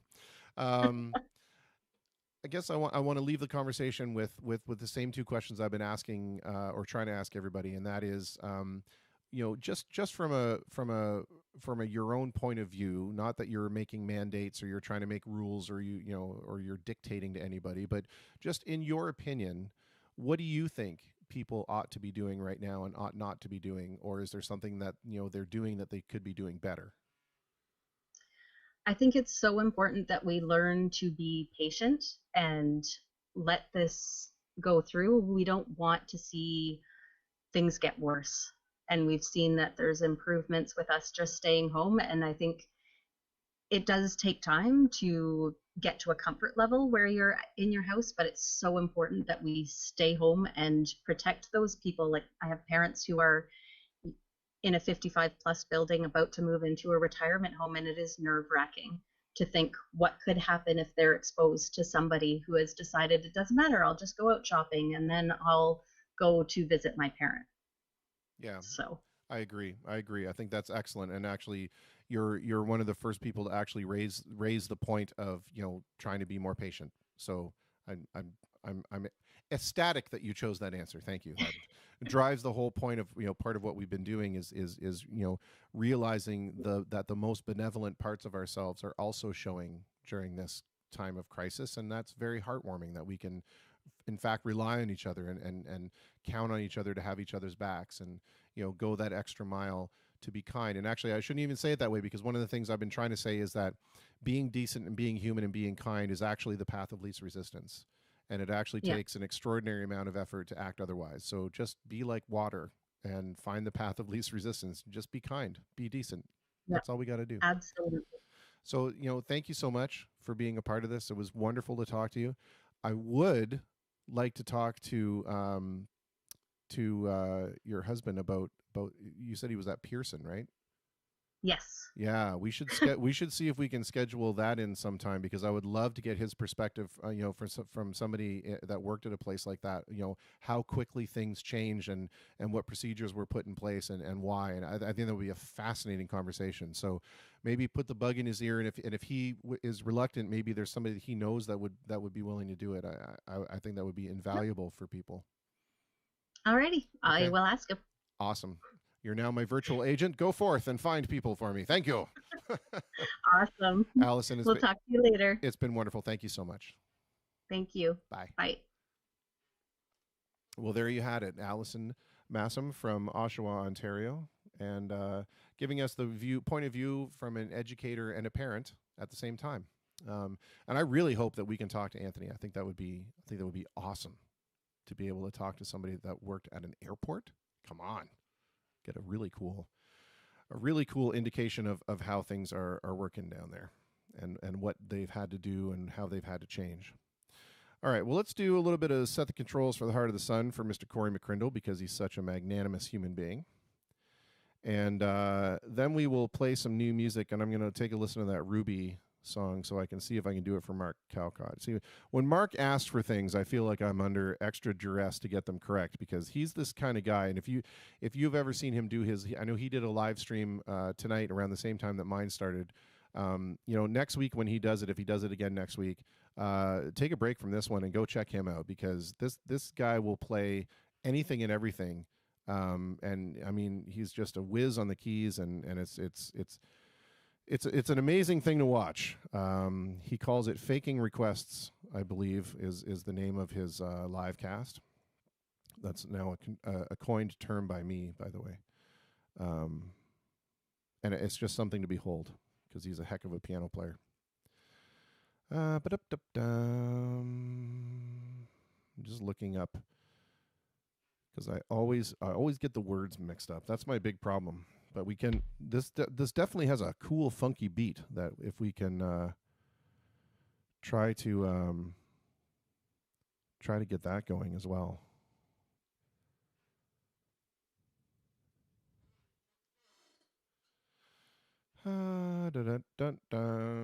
Okay, so let's see.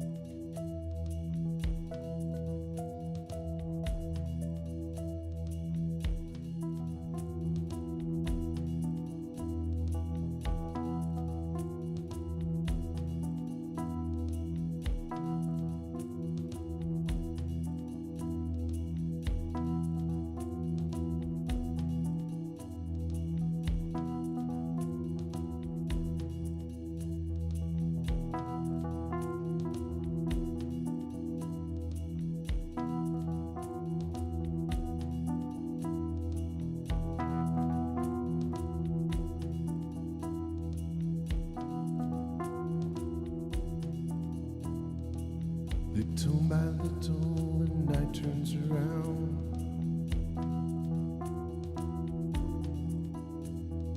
Counting the leaves which tremble at dawn.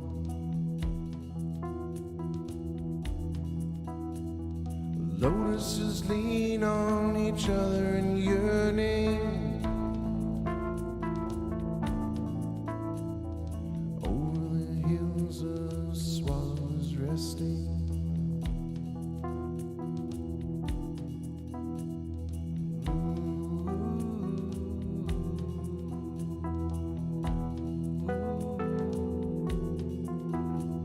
Set the controls for the heart of the sun.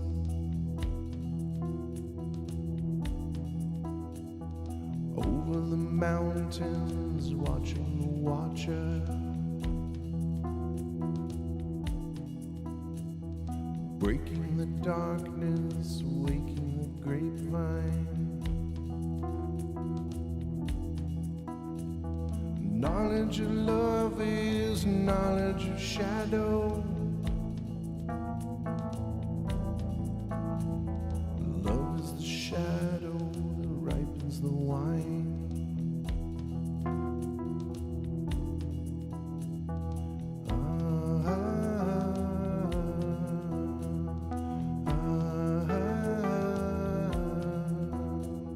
Set the controls for the heart of the sun.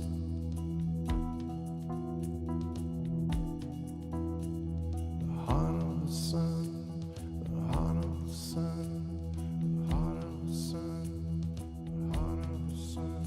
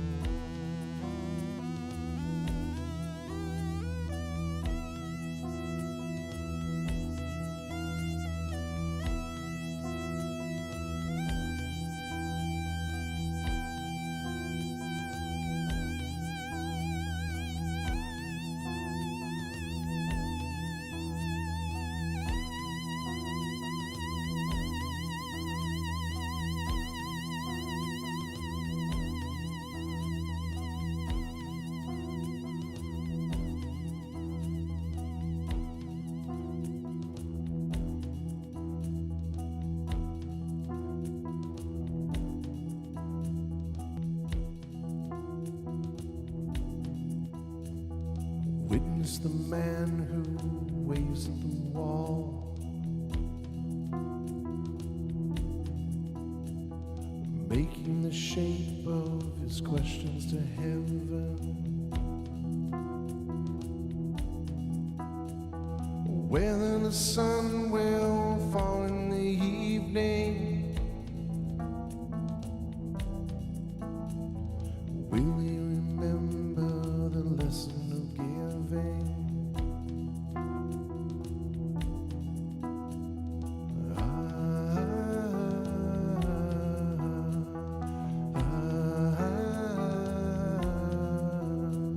Set the controls for the heart of the sun.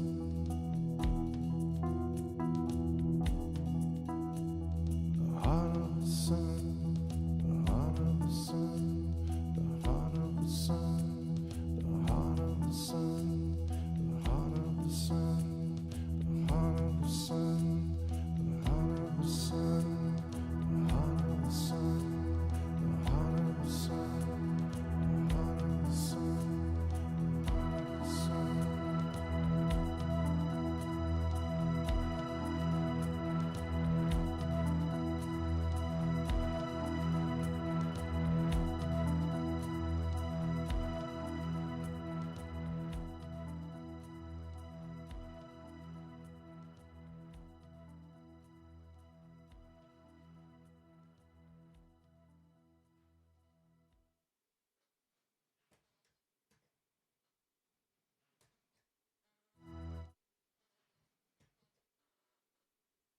Well, there we go. I don't know how that worked out, but I think it worked out semi-decent anyway. Sort of. Again, another tough song to do. All right, well. Rob, I don't know. It's incredible what you'll put up with, maybe. It's a better indication of that. Oh, boy. All right, let's see. Let's put on some more music. What do we got here? What have we got? Let's put on another Thick tune. I was really digging that. Let's find some more Thick. Let's see. We'll pick a number 5. It says, "Do you believe in love?" I do. So does Cher. She believes in a life after love, in fact.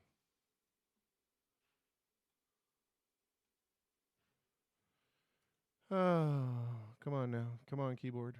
Work with me.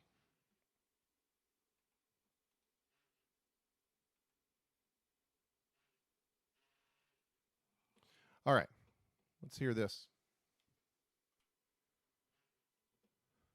Boop-a-doop-doop-doo.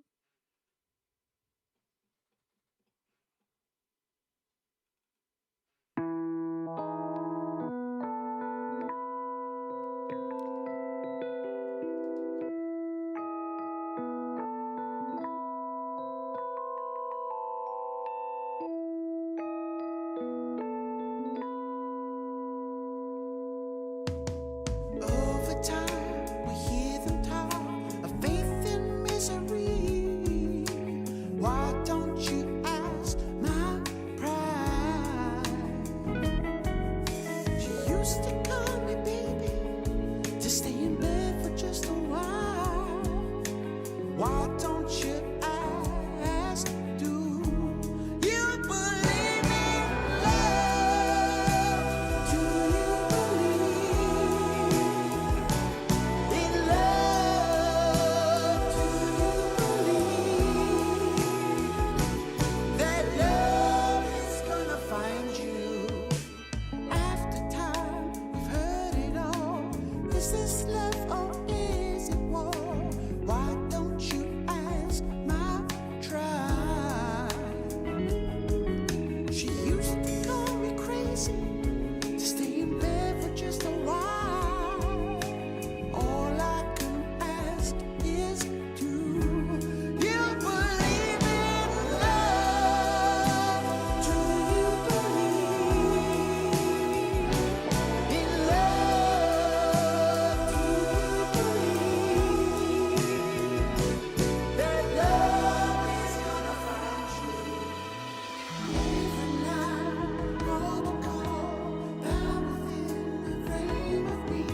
Sacrifice, I risked it all, caught up in memories. You are the girl, you walk the walk, and damn, you push love on. But I need to know, do you believe in love? Do you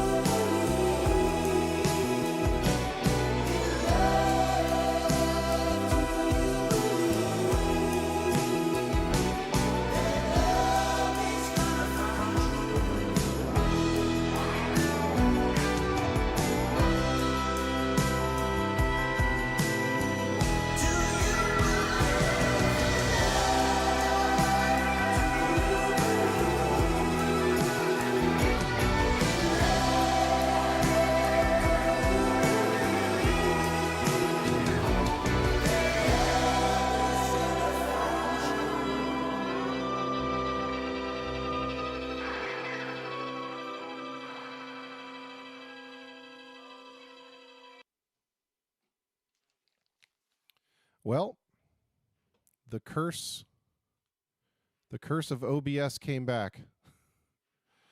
For whatever reason, it crashed out when we flipped over to the artist page. It's driving me flipping nuts. Driving me crazy. All right. Well, we're gonna put on another artist real quick, so I can see if I can figure out why it keeps crashing. If it crashes again, I think we're just gonna call it a night, as I am still not feeling well. And we're just shy anyway. It's we'll miss 50 minutes of this particular show, and that'll be okay. Anyway, I want to flip it back to Mr. Chris McLean. I grabbed a few more of his songs so we can hear that. So let me see whether or not this is going to crash out on me now. Nope. Apparently this works just fine.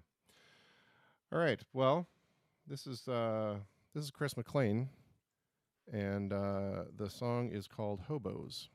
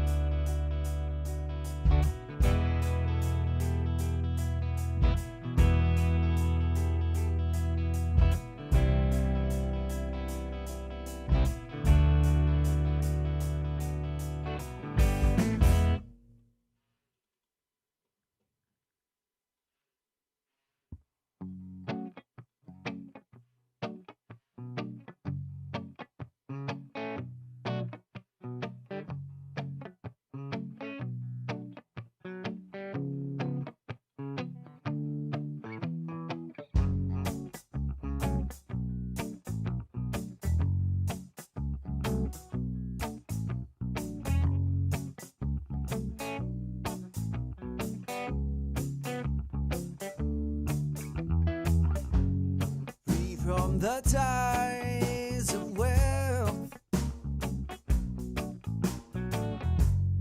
free from the lies that they tell, free from indignity,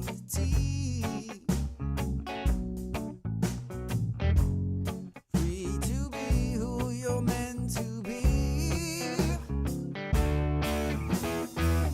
We're all right here in the middle, in line with devil's and divinity. We're all right here in the middle, waiting for the day that we can all be free from the pain of loss, free from the pain that they've caused, free from the holes it can mend, free from the cage that we defend. We're all right here in the middle, in line with devils and divinity. We're all right here in the middle, waiting for the day that we can all be free.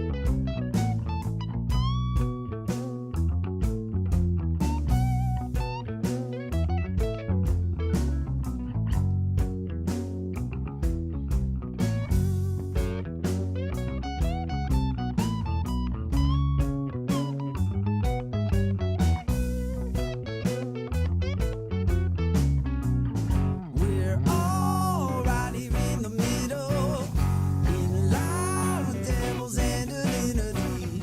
We're all right here in the middle, waiting for the day that we can all be free.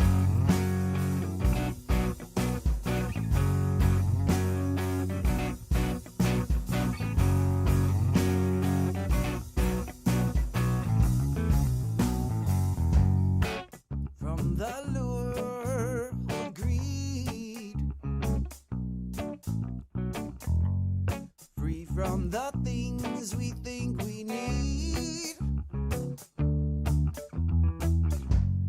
free from the burden of shame,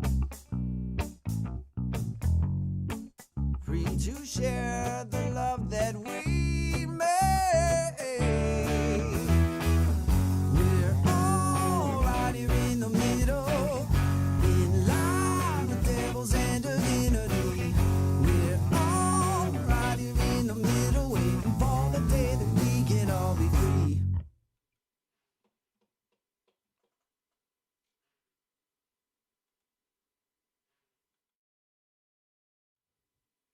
Wow, I'm going to click on the right thing eventually. Good God. You know, when this thing screws up, it really screws up. Then it throws me for a loop, and then I get all flustered and I don't really know what I'm doing anymore. And now I spent that entire time that I was supposed to be listening to Ruby Don't Take Your Love to Town, I spent it trying to figure out what was going on with the stupid thing. So unfortunately, I'm still not going to be able to do the Ruby tune, but I will work on it and I'll get it. I'm going to do one more and then call it. I'm starting to feel really really horrible, and I'm going to need to go tend to some personal things, if that's code enough for you. But I do want to thank everybody for joining me this evening. If anybody's still out there in Facebook land or YouTube land, then thank you so much. Thank you to all the guests, of course. Let's see, what is it that we can what can we end with?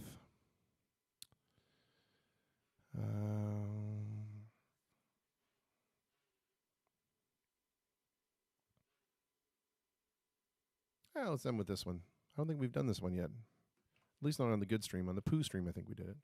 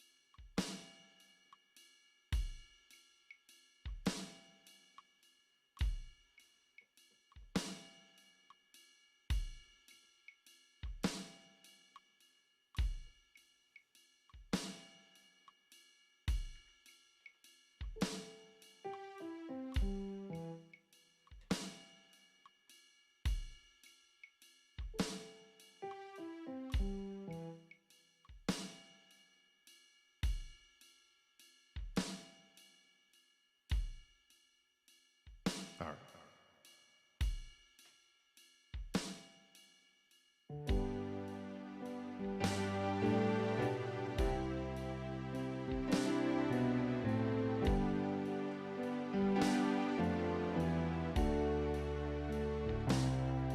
All alone at the end of the evening,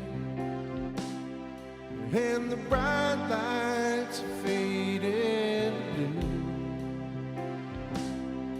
I was thinking about a woman who might love me, but I never knew. You know, I've always been a dreamer, spend my life running around. It's so hard to change, can't seem to settle down. The dreams I've seen lately, they keep on turning out, burning out, turning out the same. So put me on a highway, show me a sign, take it to the limit one more time.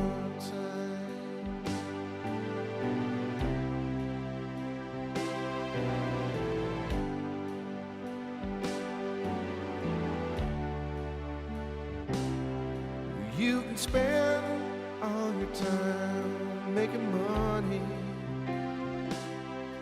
You can spend all your love making time. Oh, if it all fell to pieces tomorrow, would you still be mine? When you're looking for your freedom, nobody seems to care. You can't find the door, can't find it anywhere. There's nothing to believe in. Still you're coming back, you're running back, you're coming back for more. So put me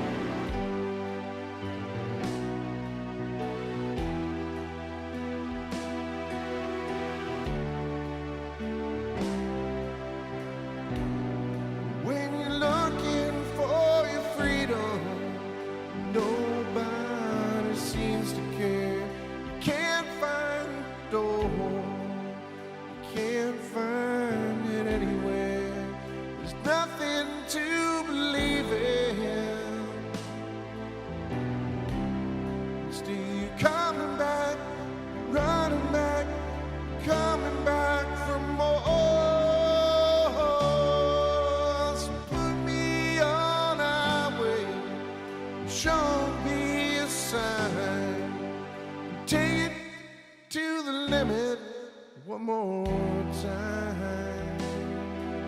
We'll take it to the limit. Take it to the limit. We'll take it to the limit one more time. Take it to the limit. Take it to the limit. Take it to the limit one more time.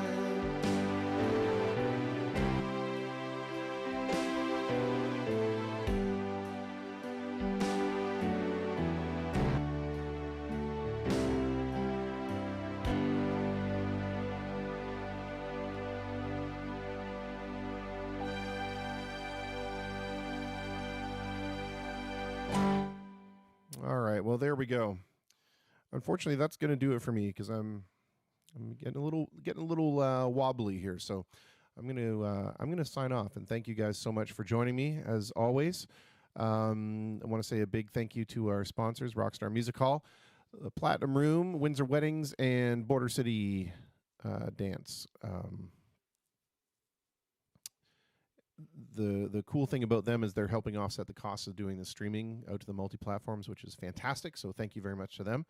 Rockstar Music Hall is Windsor's premier music club, and we can do everything from hosting your events as well downstairs in their awesome rock-themed room.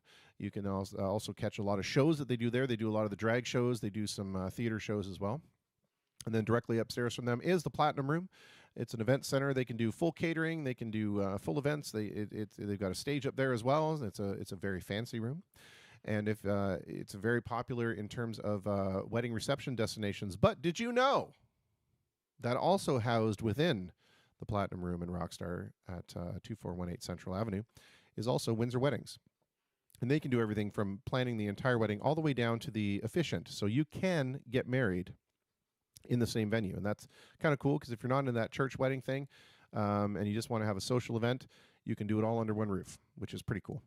And then also the Border City Dance is there. Melissa Williams, the uber talented and equally lovely person whose efforts you've seen or whose choreography you've seen with people like Prince. She used to work with Prince, which is pretty dang cool. Also, if you are a fan of So You Think You Can Dance Canada, you've seen her choreography for the first 4 seasons. And also a big shout out to the AVB podcast. AJ, what's going on, brother? And we have some pretty exciting news coming up shortly that I can't wait to talk about, and I can't really talk about it yet, but some very cool stuff. Thank you to all of my fantastic people that joined me, Justin, Jewel, Byron, Jim, and Allison for lending your voice to this conversation we're having. We'll sign off right now by saying the same thing we say at the end of everyone. It's our tagline, folks. It's our slogan. Nobody wins unless everybody wins. Be like water. Find the path of least resistance, and that's just to be kind. So be good to each other. Be kind to each other. We'll see you again tomorrow, and hopefully I'll be in a little better situation health-wise, and I won't have to make this rapid departure that I'm making right now. Thanks for sticking around for the 100-hour show, though. That was pretty cool. 100 hours. Amazing. Can't even believe that what started as just a simple little project ended up bringing us this far and bringing me so many new friends and bringing us so much cool music, and it's great. So make sure that you go down to the YouTube channel and you click on subscribe, and that'll let you know when we're going live, and you can also see, of course, all of the archived shows that we've done. And to those of you who have been watching, I have put the shout out in the chat, but make sure if you have music that you'd like to put on the show, send it over via an email to my email, which I will post again in the comments so that you can see that. And that way you can share your music with everybody that happens to be tuning in, which is growing. It's pretty cool what we're accomplishing here together, folks. I'm just putting this in my email address into the comments before the video ends so it gets in there. And there we go. That will do it for Frontline Fridays. And of course, I said before, We called it Frontline Fridays because we're saluting everybody who's working on the front lines. So thank you guys very much for continuing to do your jobs and keeping us safe and keeping the wheels of the economy at least somewhat in motion, and certainly the wheels of taking care of each other in motion. I appreciate it, and we will see you tomorrow night. Cheers.